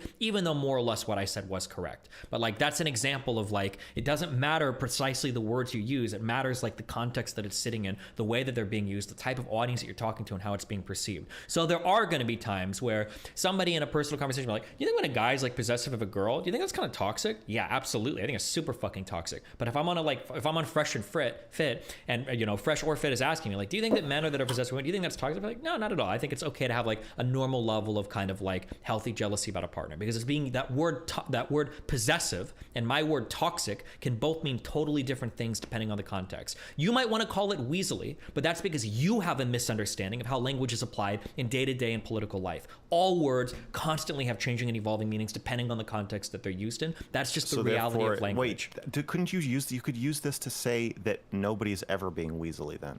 No, because the problem is we're talking about a 180. Sorry, hold on. I thought I was allowed to talk. Go ahead. If you ask me a question, I'm going to respond. But if you want to go ahead, then go ahead and I'll let you finish. I understand. Okay. I understand. What I'm saying sounds weaselly, but that's because you're misinterpreting what I'm saying. I'm not saying that any word can mean anything about how you want it to mean at any time. That's how you're interpreting it. I'm not saying that. What I'm saying is that any word will mean something different in a different context, but it will have specific meanings in different contexts. When I say the word toxic in an MRA environment, that is going to have a particular meaning that I need to be aware of. I understand that. So it's not a weaselly thing to say, when I say toxic here, it means something different than when I say toxic here, unless I were to defend that word in a wholly ungenuine way. For instance, if you say like, well, when you called that guy this thing here, like, what did you mean by that? I go, well, in my native culture, that word, no, that's bullshit. That is being weaselly. Just because I'm aware that different words are taken differently in context doesn't mean I'm being weaselly. Go ahead. I get the fucking concept. I'm not saying that you're being weaselly. I'm saying I understand and I agree with you. There are words I use in certain contexts and certain ways that I use in different. I think this is a great concept for understanding language, and I completely agree with you that the meaning of words do not exist in a vacuum. But I think that there are certain words, or there's a sacrifice when you do that. When you ditch a concept that you like based on the audience. So there's times on my channel where I'll say I'm a feminist, given who I'm talking to and what I'm talking about. And then there's other times where I say I don't like the word feminism, I don't like the idea, blah, blah, blah. Absolutely. But... Would you call yourself a feminist? By see, feminist has multiple definitions, right? So if you're talking to conservative, feminist means I stupid hate bitch. I'm a stupid bitch, right? So no. But if I'm Warum ist der talking Patch to weg? people who I trust, who are like, feminism is when you believe that women and men should be equal. Yeah, definitely. I'm a feminist. Very Sure. important to me. Would Okay. it feels like this is a similar point to what Destiny's making, no? Yeah. Yeah, I'm saying I Warte mal, habe ich agree with this geträumt part oder of ist what der he's saying. Syra-Buff Okay, noch gar that's nicht fine. Okay, durch? okay. But the problem Bin is nicht schlecht.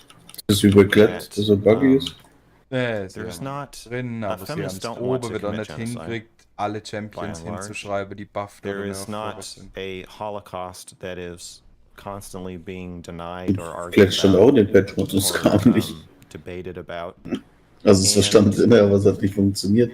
It doesn't have that much bearing on the future or safety of people or our Das country haben sie updated. when I Vielleicht. label somebody who tried to break into the Capitol building to kill the vice president as a feminist or not a feminist. Like the stakes are just not as high. So I am willing to allow a faction like feminists or an ideology to their I'm willing to give on the definition. I don't think the word feminist is not a good word for what feminism is. It's not the label is not like self-explanatory. I just don't think it's that like coherent as an idea or a label. Nazi is a perfectly good label for Nazis, and I agree that the word's been misused and co-opted, and as I've said, I think that it's tantamount to Holocaust now.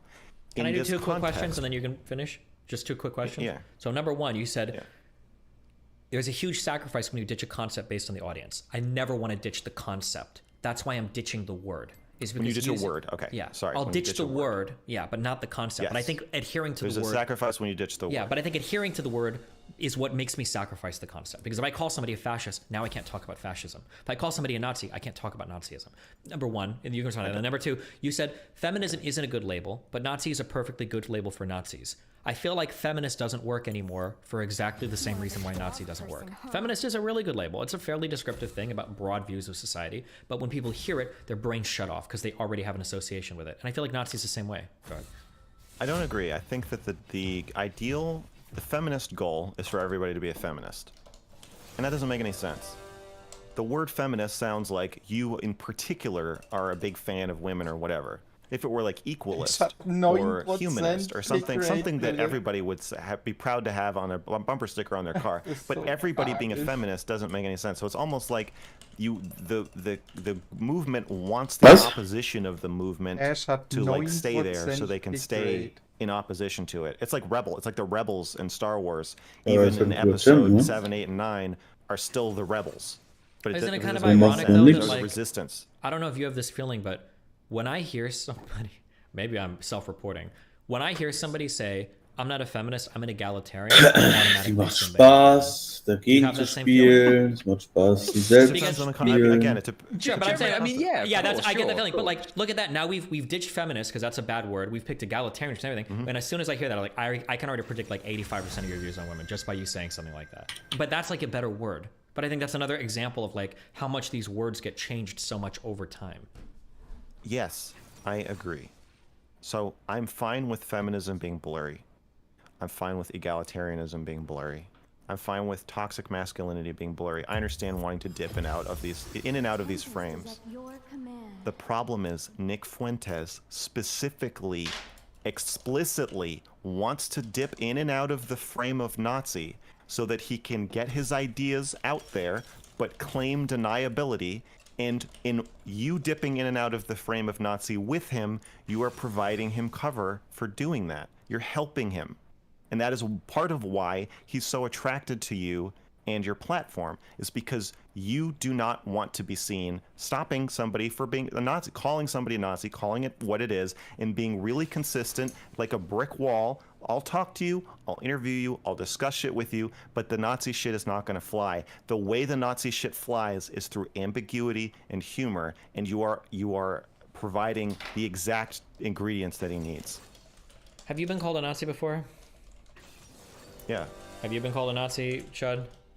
Yeah, of course. So Half I of agree course. with you that he's able to take cover from the Nazi shit, but that's because too many people have used the word. If I say to him, I say to him over and over again, I'm going to call you a Nazi, which I think I even do. That's not getting me anywhere. I have to challenge him on his prescriptions. That's the only way that I can pierce the veil on it. Just saying you're a Nazi or having August label him Nazi with an arrow, I gain nothing from that. I don't get anything from that. I'm not talking about piercing the veil. I'm talking about something else. I'm talking about you using the term jokingly, seriously, and then also saying he's not a Nazi, providing clips or quotes for anybody to say anything they want about him.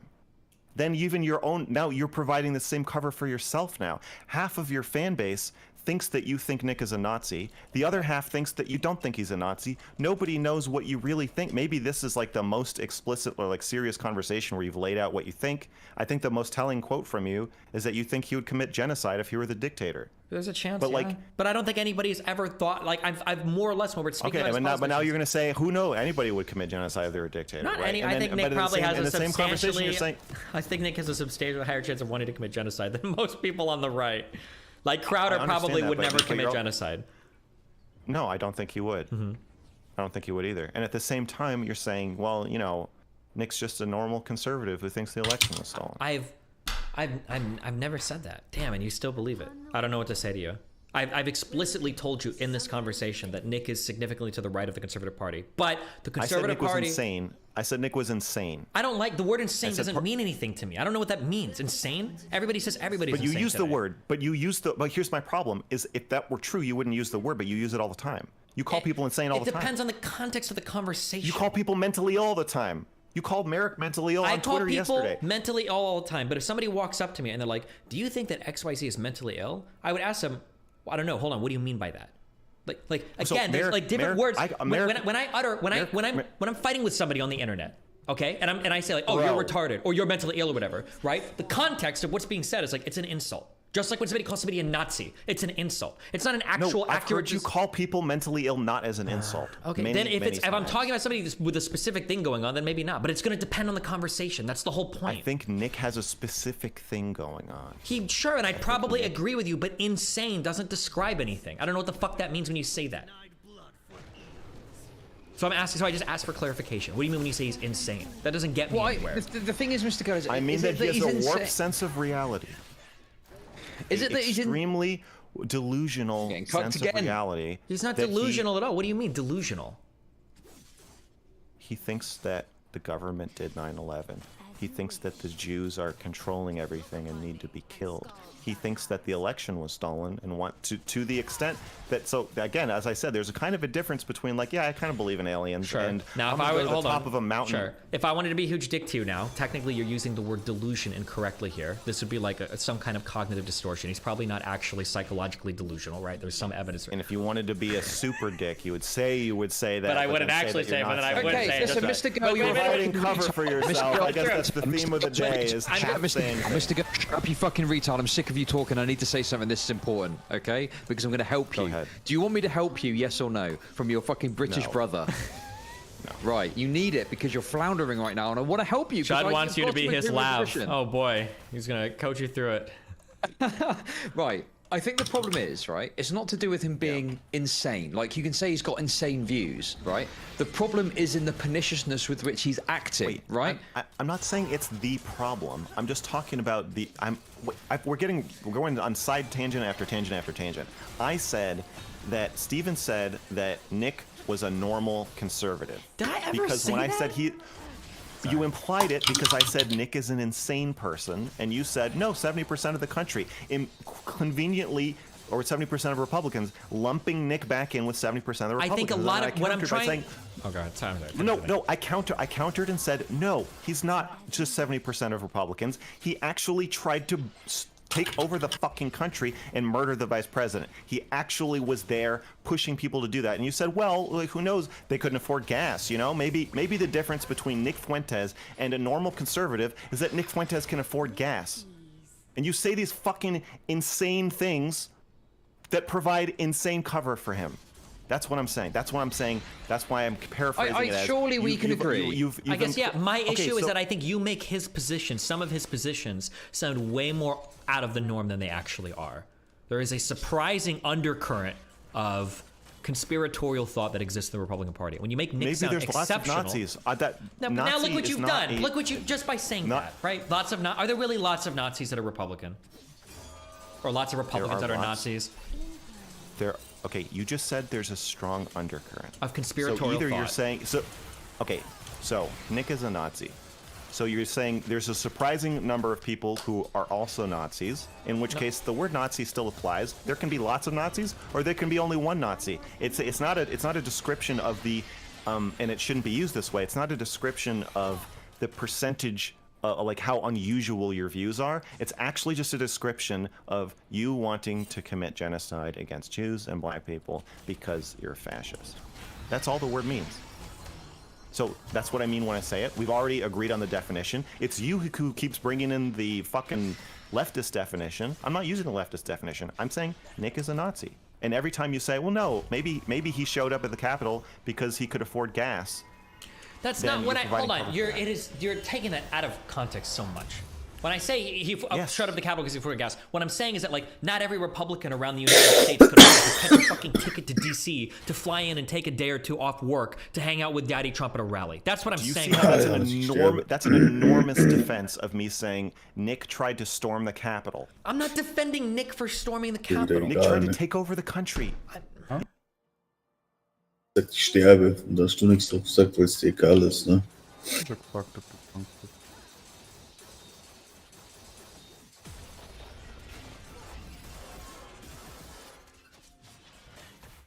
Finde ich schon schade, Jonas.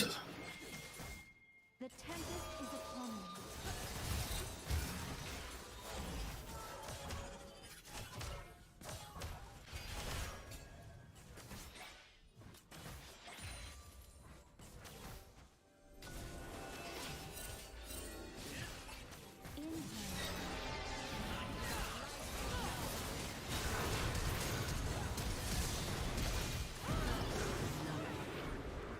An ally has been slain.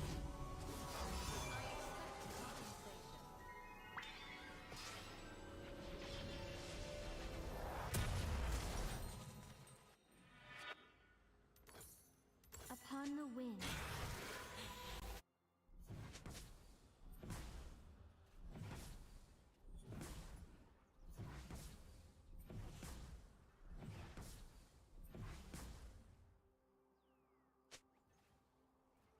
With ease.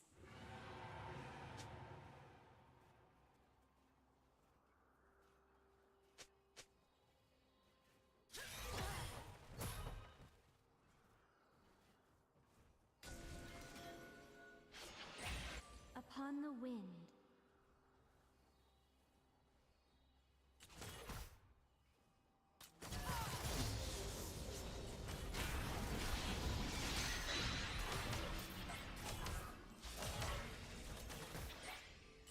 Gale winds unleashed.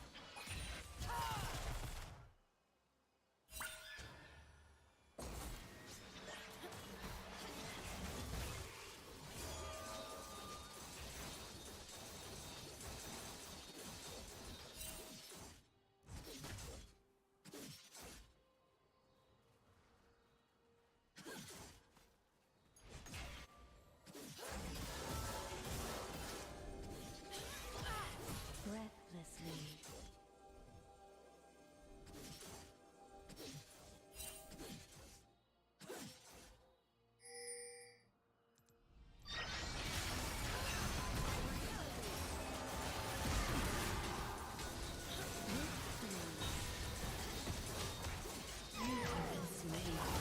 Plunged into shadow, a fate I know well.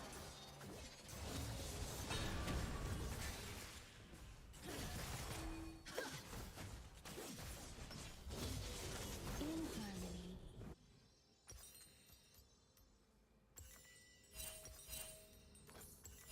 An ally has been slain.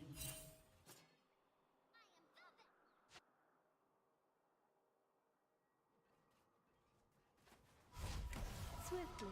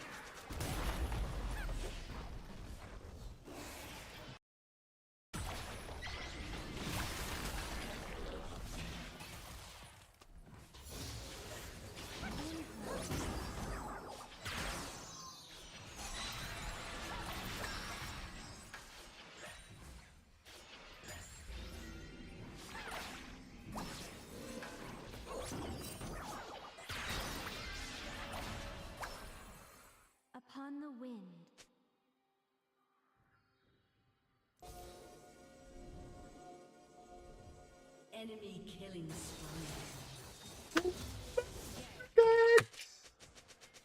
FF. As you wish.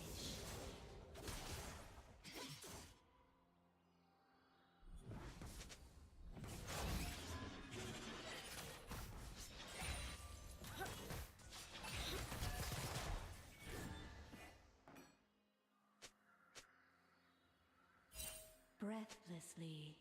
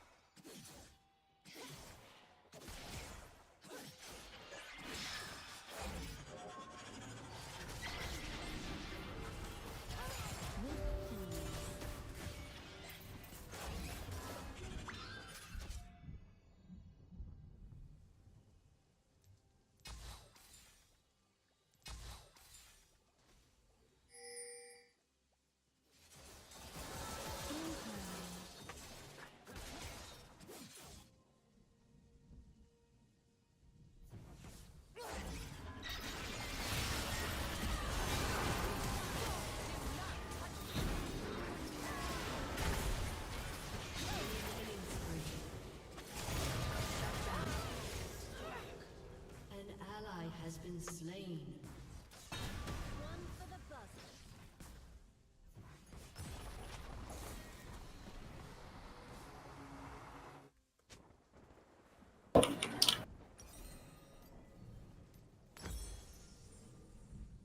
An enemy has been slain.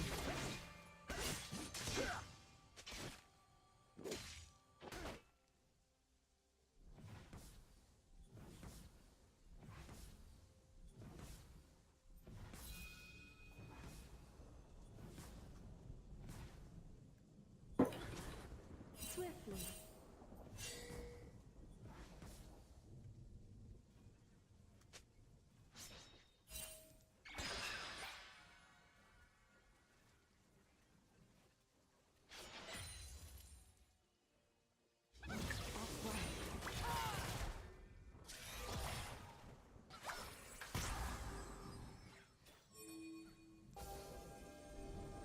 Your turret has been destroyed.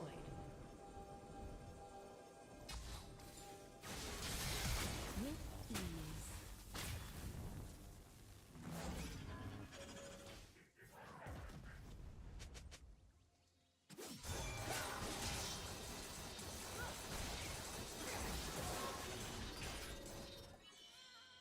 Upon the wind.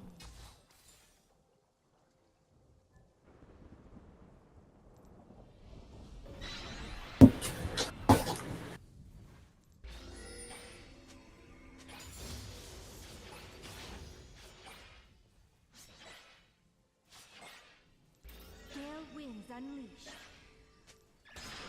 An enemy has been slain. Your turret has been destroyed.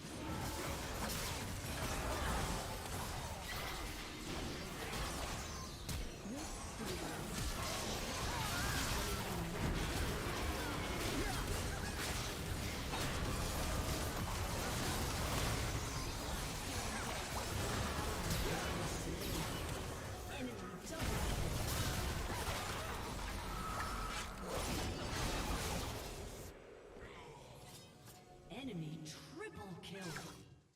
Aced.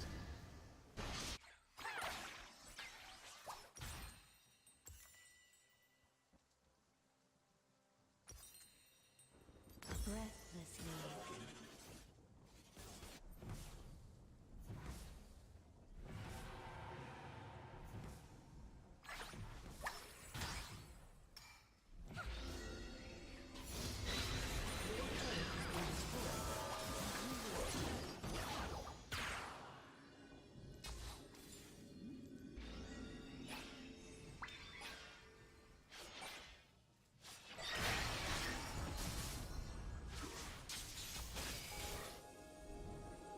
With ease. I am poised into me, uncle.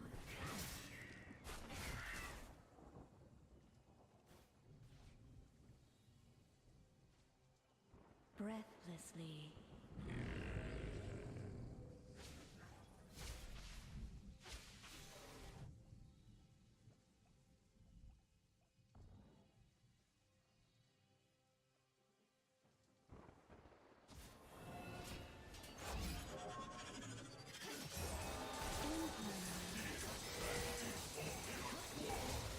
An enemy is unstoppable.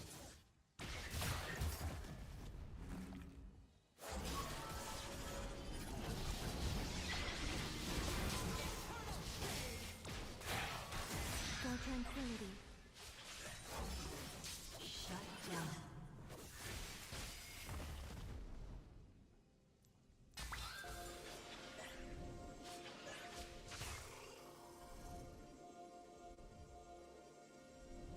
Upon the wings. An enemy has been slain.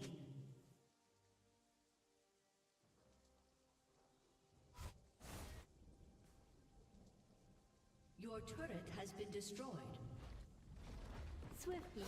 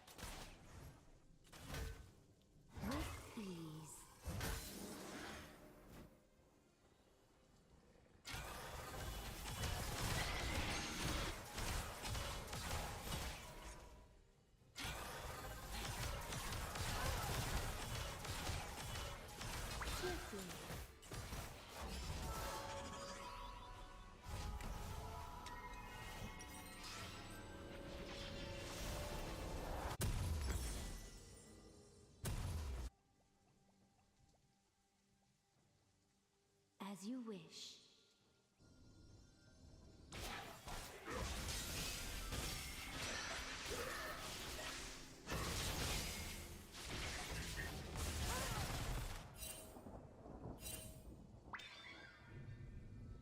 Upon the wind.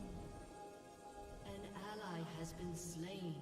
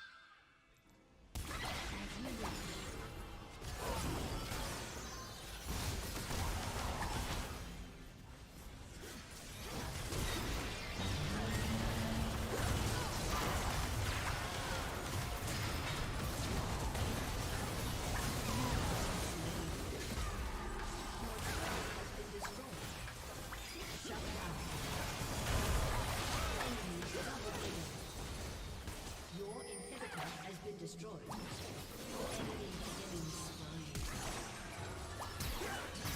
Ally has been slain.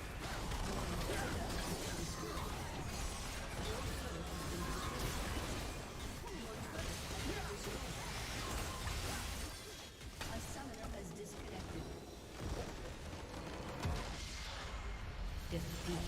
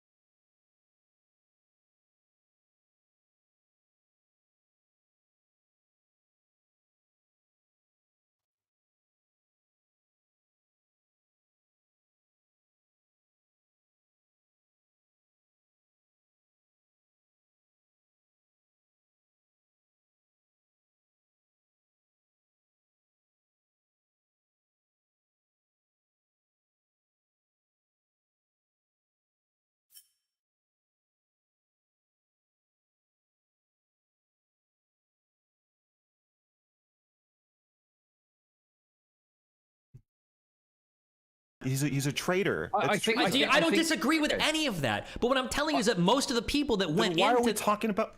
because your type of thought leads to people thinking that everybody that stormed that Capitol was a fucking oath breaker, insane conspiratorial, like way the fuck out there Nazi-esque fascist person. When that wasn't true, a lot of those people were just normal fucking Republicans. Okay, I think Yes, what we need that's why to do. Okay, listen, I'm sick of this. let me- I fucking turned my let me say fucking one last thing. VTuber Let on. me say No, I'm one last sick of thing. I this. know, I My see. VTuber has arrived. Okay. Let me say one last thing. In Let me say one last the thing. flavour of not being a fucking Giga Chad memer, I presented myself say as my one last correct thing, colour. Chad. Okay, I you wanna go, say- I and wanna then say I'm one going. I want to say one last thing. Go on. I made a video. I think it was January 9th, 2020. Well done, mate. Who asked? Stop, let him Called. finish. Called. They are not terrorists. They were lied to. Okay. So, you can straw man me, but I've been very clear since the beginning that the people who stormed the Capitol on January 6th are not all traitors. They are misled people for the most part, and Fuentes is one of the people who is doing the misleading. Okay, so I think this is the problem, and this is the problem with this discussion around January 6th, is we've got to differentiate. There's some people who were just there. There was a fucking grandma in there, for fuck's sake. Like, she's not a fucking resolute terrorist, right? There were absolutely people there that were just along for the ride. They kind of were like, oh, we're going to the Capitol building. Oh, people are going inside. Let's have a little butchers. And that was that, right? But there were definitely thought leaders that were pushing the thing forward. Whilst I wouldn't put Nick Fuentes in, like, the category of oath keepers who seem to have, like, a militarized plan for like fucking stringing up Mike Pence, I think that he was at least like one level below that between the Oath Keepers and then, you know, the random fucking conservatives. Like, he was definitely like a thought leader. I think that's a pretty reasonable position we can all agree on, right? Yeah, of course. Okay, there we go. Mr. Girl, do you have a problem with that? No, I have a problem with Steven saying 70% thing, the Ford and gas thing, the he's not insane thing, but then calling other people insane. It's not. I didn't say that he wasn't insane. I'm just saying I need to know what you mean when you say insane. If you mean like way off, like where the normal political conservative is, yeah, I would say in that sense he's insane. If you mean like unreasonable or has no reason to believe that things are, I don't know if I'd say insane there. That's kind of a weird way to discredit a political position. It would just depend on what you mean when you say that. Nick Fuentes is a mentally ill, crazy person. Okay, I don't know if he's mentally ill. I'm not sure, and I don't think I would call him a crazy person. But okay. Okay, so do you think he's not a crazy person? If that's your definition, no, I wouldn't say that. Okay, great. So so now you said he's not crazy. Okay, so my problem, again, and I don't feel like you're really addressing this, is that you do use the word Nazi sometimes. So if you just never use the word, that would be fine. The problem is that when you use it sometimes, and then you use it jokingly, and then you also say he's not a Nazi, you provide a blurry cover of confusion we're retreading. For him to operate in, which is the exact thing that he needs and wants. Yeah, we're retreading on this, and I'll reiterate my point one more time, and then you can go back again if you want, I guess. I think the cover is already there because these words have been destroyed. So now I'm just playing with them the same way that everybody else has. These words mean nothing anymore. So if you never used the word, how would that provide cover for him? Because it already is. Because everybody else on the list, all three of us in here have been called Nazis multiple times. How would you be providing cover for Nick Fuentes if you said, I have a policy against using that word. I never use it in any context because it's been destroyed, but I also don't want to contribute to providing cover for you by calling you a destroyed word. I just don't like the label. Sure, you could say that if you want. Okay, I don't care why it's not true that the situation is forcing you to provide cover for him by using multiple different definitions of Nazi and saying he is a Nazi, saying he isn't a Nazi, and saying it jokingly. No one's making you do that. No one's making me do that, but the word is already destroyed. Me using it isn't destroying the word. It already is. It doesn't mean anything. It is. No, the word has been destroyed by people using it irresponsibly. And now you're one of the people doing it. It's destroyed. It can't be undestroyed. It's never going to be brought back. If it's destroyed, then why use it at all? Because it's good for humor. It's funny. And sometimes it conveys something. It's a good moral hammer to show I don't like this person. That's what Nazi means. And in that sense, it works. When I say the word is destroyed, I don't mean... Yeah. When I say Nazis destroyed, I don't mean it has no purpose at all. Obviously, it works. You're a Nazi. Why are you not leaving Russia, Nikki? What are you going to do? They're gonna track me, they're gonna arrest me, expel me from my university, draft me, and send to the war. I want to come back to Russia when it's gonna be like free and democratic, when there's gonna be no Putin at least. Hello from Georgia, not Russia this time. My name is Nikki and I'm staying in Tbilisi, the capital of Georgia. It's my second week of staying here, and today I have a special guest, Zach from Russia. Zach the Russian. Yeah, right. Hello guys, welcome to Nikki's channel. Yeah, my name is Zach. I'm 20 years old, Russian. Actually 5 months been since I left Russia because of the war. And I spent 5 months living here in Tbilisi, enjoying Georgia and Georgian people, cuisine.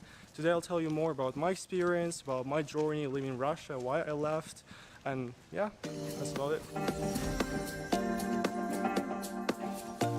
Zach is one of few, or maybe even the only Russian English-speaking YouTuber who speaks openly and critically against our government, which is a crazy thing in my opinion. That's true. I understand why many Russians who have a YouTube channels in English, they don't speak out, because basically it's really dangerous, especially if you're in Russia.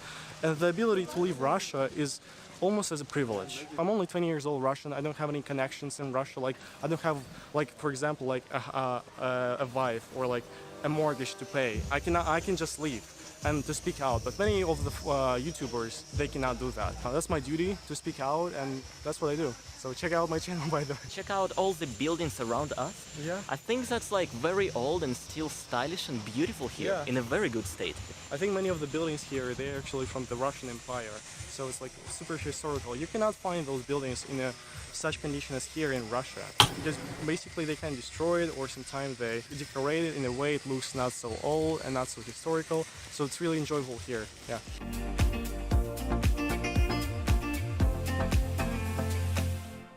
Я такой впервые автомат вижу. Oh guys, I just saw Zach getting this coffee from a random coffee machine. That's something that I haven't done in Georgia before, although I saw these coffee machines like literally everywhere around the city. Yeah, I mean, that's pretty cool. It costs only 1 lari, which is like 30 cents. I don't think that's like super traditional way of making coffee here. Who the hell cares? It's coffee in Georgia. We Well, just you're enjoy getting it. more Georgian over Yeah, time. yeah, I know. Oh my goodness, guys. A few days ago, I met Roman No Fuckers. He's really huge guy, and Yeah. now I'm meeting Zach, who is also bigger than me. It's not something that I get used to have. Yeah. Usually, I'm the tallest person among my friends. Yeah. Let's get straight to the topic. Yeah, I left Russia 24th of February. Like, the war starts. Everyone is shocked. Like, I was so shocked. I spent like literally the whole day, like literally reading the news about the war. And 24th of February in the evening, we went to the protest in Moscow. I almost got arrested. At one point, like 6 policemen were chasing me. That's a whole huge story how I was escaping 6 policemen in Russia, like running from 6 policemen along the streets. Like I have a separate video on this topic, so check it out. So 24th of February, I almost got arrested, and then I was paranoid. They're gonna track me to my home, they're gonna arrest me, and they're gonna put me in, not in jail, they're gonna expel me from my university, and they're gonna send me to the war. Like they're gonna draft me and send to the war. So I was really paranoid it's gonna happen. So I decided to leave Russia the 3rd of March. So I left the 3rd of March to Baku, Azerbaijan. It was a really hard decision to leave because basically I just came back from the US. I've been to the US as an exchange student, and I just came back to Russia. I visited my mom for like a month, and then I came back to Moscow, and my plan was just to be in Moscow and to film how Moscow is great, like to show Moscow in details, because there are many like general videos about Moscow in English, but nothing in top like in details. So I was going to take this niche, so to say. And so then the war starts, and I basically like spent all of my money to settle up my life in Moscow, like rented an apartment with my friend, like paid down payment. And when the war started, I was like, wow, I'm like literally broke. I was literally broke, and I didn't know what should I do. And then I just realized, well, I have a YouTube channel.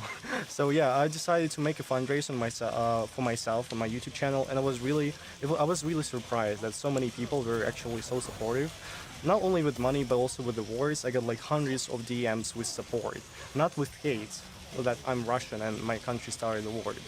Just support, any kind of support, and I really appreciate it. And thank you everyone who supported me at that time. And yeah, we fundraised some money, so I was able to leave. I was able to settle up my life outside of Russia.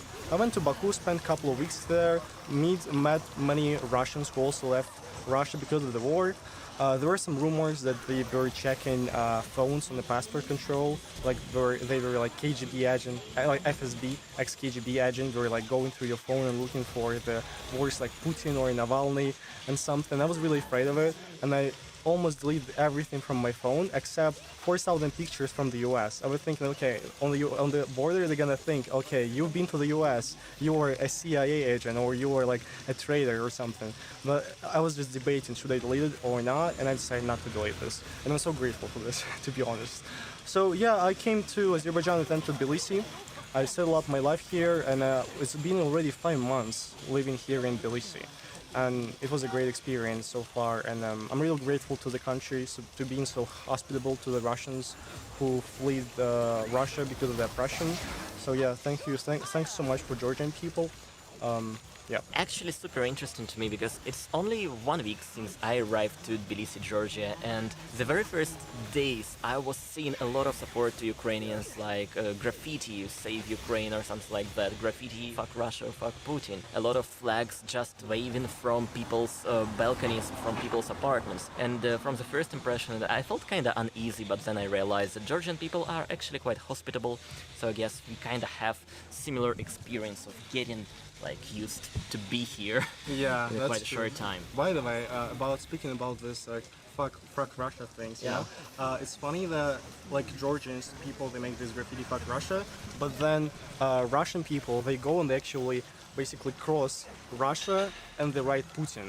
So they show that yeah we are Russians but we are against the war. Not all Russians are pro-war. Basically, there are so many Russians here. As far as I know, since the start of the war, 100,000 Russians came to Tbilisi, and well, I think half of them already left. Also, like 40,000 from Belarus, they came here, and I think only 25,000 Ukrainians came here.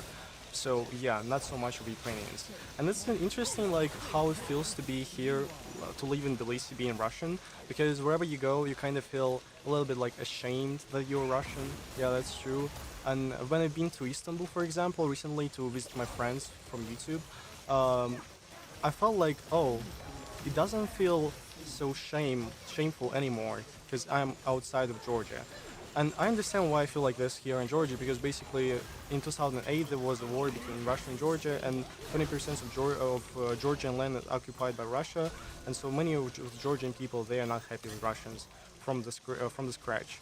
And here you go, here is a war, the crazy war, and Georgian people, they really relate to the war that happens right now in Ukraine, and they are really supportive. You see so many flags here in Tbilisi. I was so surprised. Like even Ferris wheel. There is a Ferris wheel in Tbilisi on a Tantsminda Park, and it's like every day, every night is colored in Ukrainian flag. Yeah, it feels all the time like I go somewhere, like to the market, for example, near my apartment building, and we got a great conversation with like local babushkas, old ladies who sell vegetables. And we speak Russian, and then they ask me, where are you from? And I think they are expecting me to be from Ukraine, actually. They like, please be from Ukraine. I'm saying like, I'm from Russia. They're like, oh, Russia, okay. And then conversation basically ends. It kind of makes me sad, but I understand totally why it happens. So yeah, and I'm still really grateful to the Georgian people for such hospitality. And I've never faced any like Russophobia outside, even here in Georgia, where there should be Russophobia. It's like logical because like some of the territories are occupied by Russia. When I came to Tbilisi, I didn't know the city well. I used to take taxi because it's cheap here, and you know it's a great opportunity to meet locals. So they were asking me like, "Oh, where are you from?" And of course, the second question was, "What do you think about the war between Russia and Ukraine?" And once you say, "I'm against the war, I'm against Putin," Georgian taxi drivers gonna be, "Oh, you're my brother. If you need any help, just let me know." Or they offered me to go to barbecue with them or with their family. Any help? I think once you show that you are against the war, people are happy with you here in Tbilisi. Oh, I find that interesting that perhaps you had this experience of talking to taxi drivers right after you arrived. But me, I personally took about 20 taxi rides already within the last week. Taxi is incredibly cheap here in Tbilisi compared to St. Petersburg. And none of the taxi drivers actually asked me anything about my opinion towards the war. Perhaps they just used to do that back in the beginning, maybe in March, maybe in April. Apparently, right now, they don't do this anymore. Literally 100% of taxi drivers who talk to me say that they lived in Moscow. No idea like what the heck is that, but apparently Russia is still a popular destination for Georgian people, not to travel but to relocate and to work for some time. Yeah, I think when it comes to like younger generation of Georgian people, they more speak English than Russian. My strategy, if I see a person and I need to speak, the person is older than 4 years old, I know like 100% this person gonna speak Russian. So I start my conversation with Russian. But if a person like is basically less than 4 years old, I'm just speaking in English first. And then they hear my Russian accent and they're like, okay, we can switch to Russian. Younger Georgians, they are more likely to speak English than Russian. And I think they're more likely to like relocate to Europe or like to the America or somewhere. So yeah. Feels myself like I'm in a documentary. Every single day here I see a lot of people who speak Russian, and apparently not all of them are from Russia. A lot of Ukrainians also visit Tbilisi, I guess, like refugees. You ever met here people from Ukraine? And if yes, Yeah. like what kind of interaction you have with them? When I came to Tbilisi, I went to food bank for Ukrainian refugees.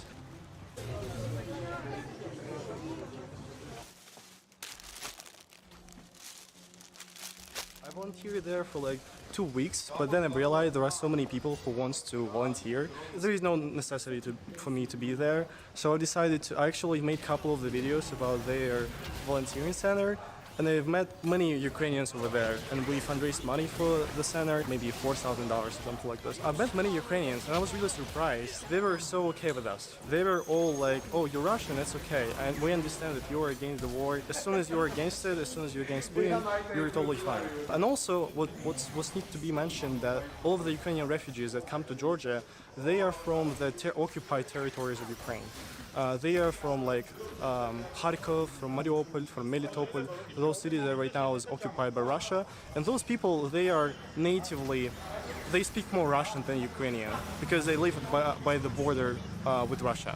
So basically they are more, not pro-Russian, but they are maybe culturally not more Russian than Ukrainian. So they are originally okay with Russians. I didn't have any problems like, oh, you're Russian, your country have a war against my country, you're my enemy. Nothing like this happened. Once I remember there was a case, I was live streaming from a protest here in Tbilisi at the parliament.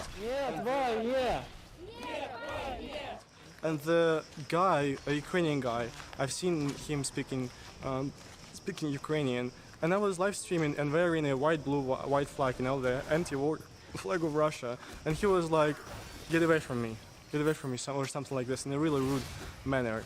And I was thinking, maybe that's because I was just live streaming. I hope it was because of my camera, not because of I was Russian. But outside of it, nothing like any kind of Russophobia never happened to me. We actually do have a lot of rumors inside Russia. People often talk something like, if you go abroad as a Russian, you'll face a lot of Russophobia or something like that, hate from international community. But in my experience, although Georgia is the first destination I visited since the war started, here I didn't receive any hate at all, and it's been more than a week of me staying here. Soon, in a few days, I'm going to another country and then another country, and I think I expect to have like no hate personally to me just because I'm Russian. Yeah, I remember being to Istanbul and I visited the anti-war protest over there, and there were more Ukrainian than Russian protesting against the war. I mean, it's logical. There were some Russians, like speakers, who wanted to tell about like Russia should be free and democratic, and Ukrainian people were like, nah guys, that's a Ukrainian protest. We tell about peace, we don't care about Russia. What the hell cares with Russia? We just want peace. This was the only like issue to me. It felt a little bit like personally offensive a little bit, but I totally understand, like when your country is being bombed, you don't care about like Russia being democratic, you just want no war. Burn something! An ally has been slain. Death is in bloom. Recently I've seen a few videos from your channel, Zach, and you have a lot of videos criticizing our government, the actions like of Russia towards Ukraine. Yeah. How do you feel saying such kind of stuff on public, like on your YouTube channel? Thank you for the question. I totally understand that some people are afraid to speak out because they are in Russia. But why I speak out? Because I'm outside of Russia. So I'm not afraid FSB gonna come over to my house and arrest me the next day for just saying that this is not a special military operation, this is a war. How can you tell how Russia is great right now while there is a war going on? How you can go around like Moscow and show like, oh, look at this building that was built by Stalin and such here, how it is beautiful, while there are so many people just dying because of basically your country. So that's one of the reasons I speak out, because I just feel that's my duty as a Russian, basically. Wait until my seeds take root. That's my favorite soda in Georgia. It's called Natakhtari. My favorite taste is Sapiravi. That's a little bit different. Sapiravi is basically great. I think this is the best soda ever. That's like better than Coca-Cola or Sprite like 100 times. So if you visit Georgia, make sure to try it. It's just a random ice cream from Georgia and random water. I think Georgian ice cream is really popular in Russia because it's so tasty. Really? Yeah, because, Georgian ice cream, never seen in my life. yeah, really. I think it's really tasty. Basically 2 cookies, some ice cream inside. How's it? We're just having a quick snack on the way to the mountain, the mother of Georgia. Always there.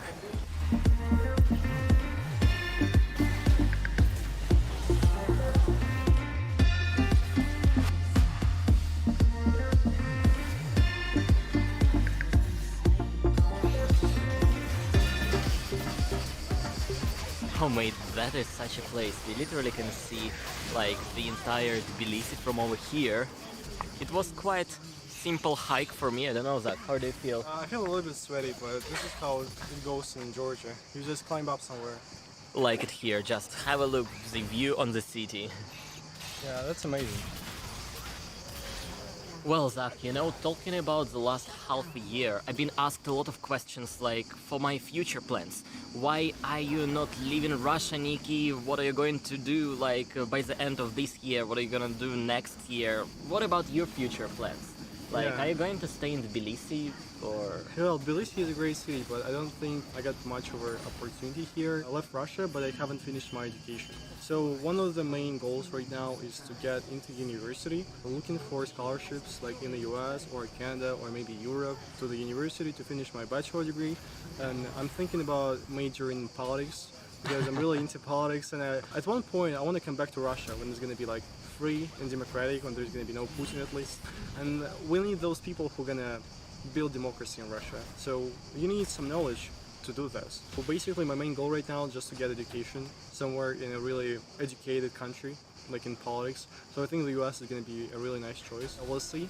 So right now that's one of the main goals. Oh mate, that's quite interesting for me because I was studying in Russia and I didn't finish my university too. I haven't graduated yet.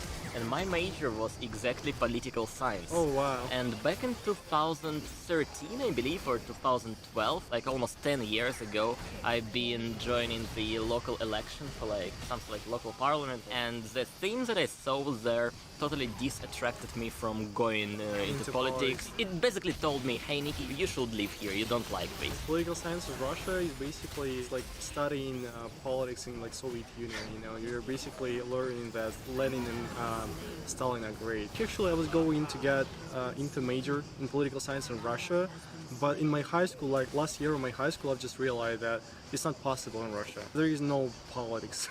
Like, you know, it's just one party, one guy, and that's it, no politics. But still, my dream is kind of go into politics, study law, because I was really into law in my high school. I was like competing in different kind of like Olympiads, how we call them in Russia. Like, so I really want to make it to the politics. Just maybe not being like a politician, but at least like helping some kind of developing democracy in Russia. Well, do you believe that it's someday gonna happen? Well, that's a really tough question, to be honest. I'm being an optimist in my life. I hope it's gonna happen. You know, you never know when it's gonna happen, but I think eventually it's gonna happen. I really hope so. That was quite insightful conversation to me. Hope you also heard something interesting, guys. And thank you again, Zach. Guys, find Zach the Russian on YouTube. I'll have a link to your channel in the description to this video. Спасибо and пока. Nachmandis. That's in Georgian. Goodbye. Goodbye, guys.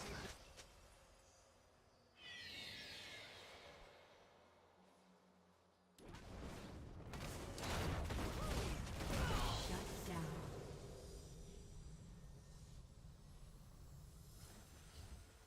Wait until my seeds take root.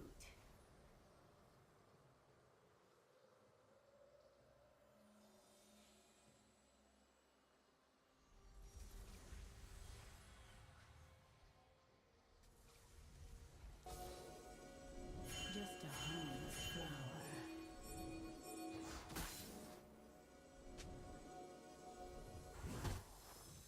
Your team has destroyed a turret.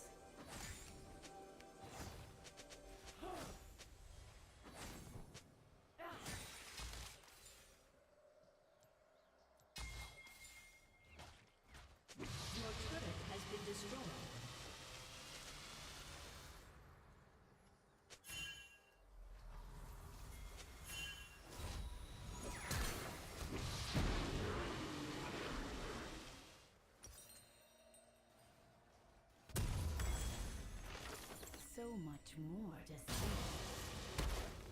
An ally has been slain. May your spirit find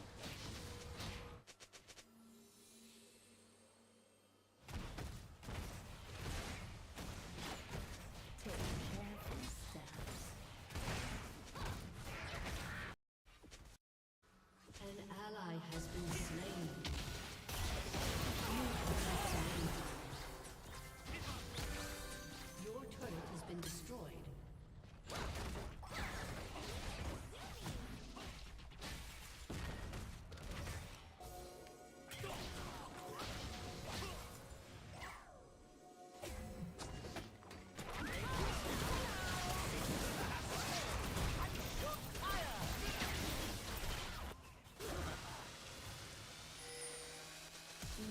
Always. Your turret has been destroyed.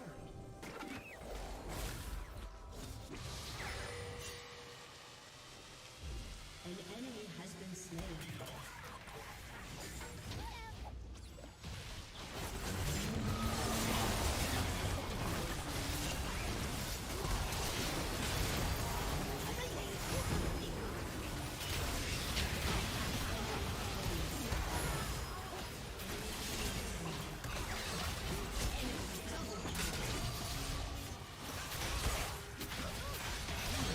Triple kill.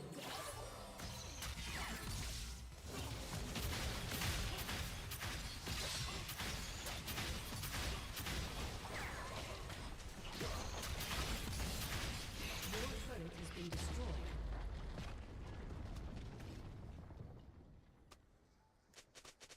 Wait until my seeds take root.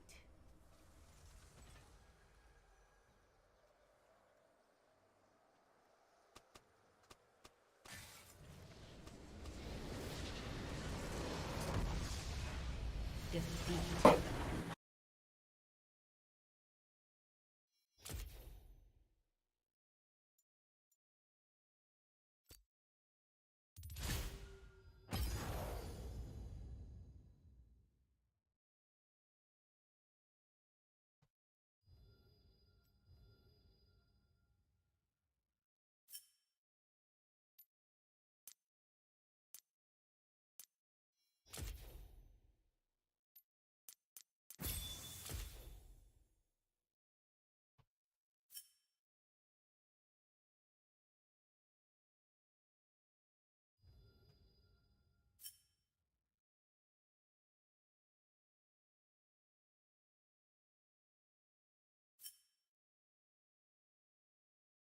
Oh, I don't like you. That's what it means. That's what it conveys.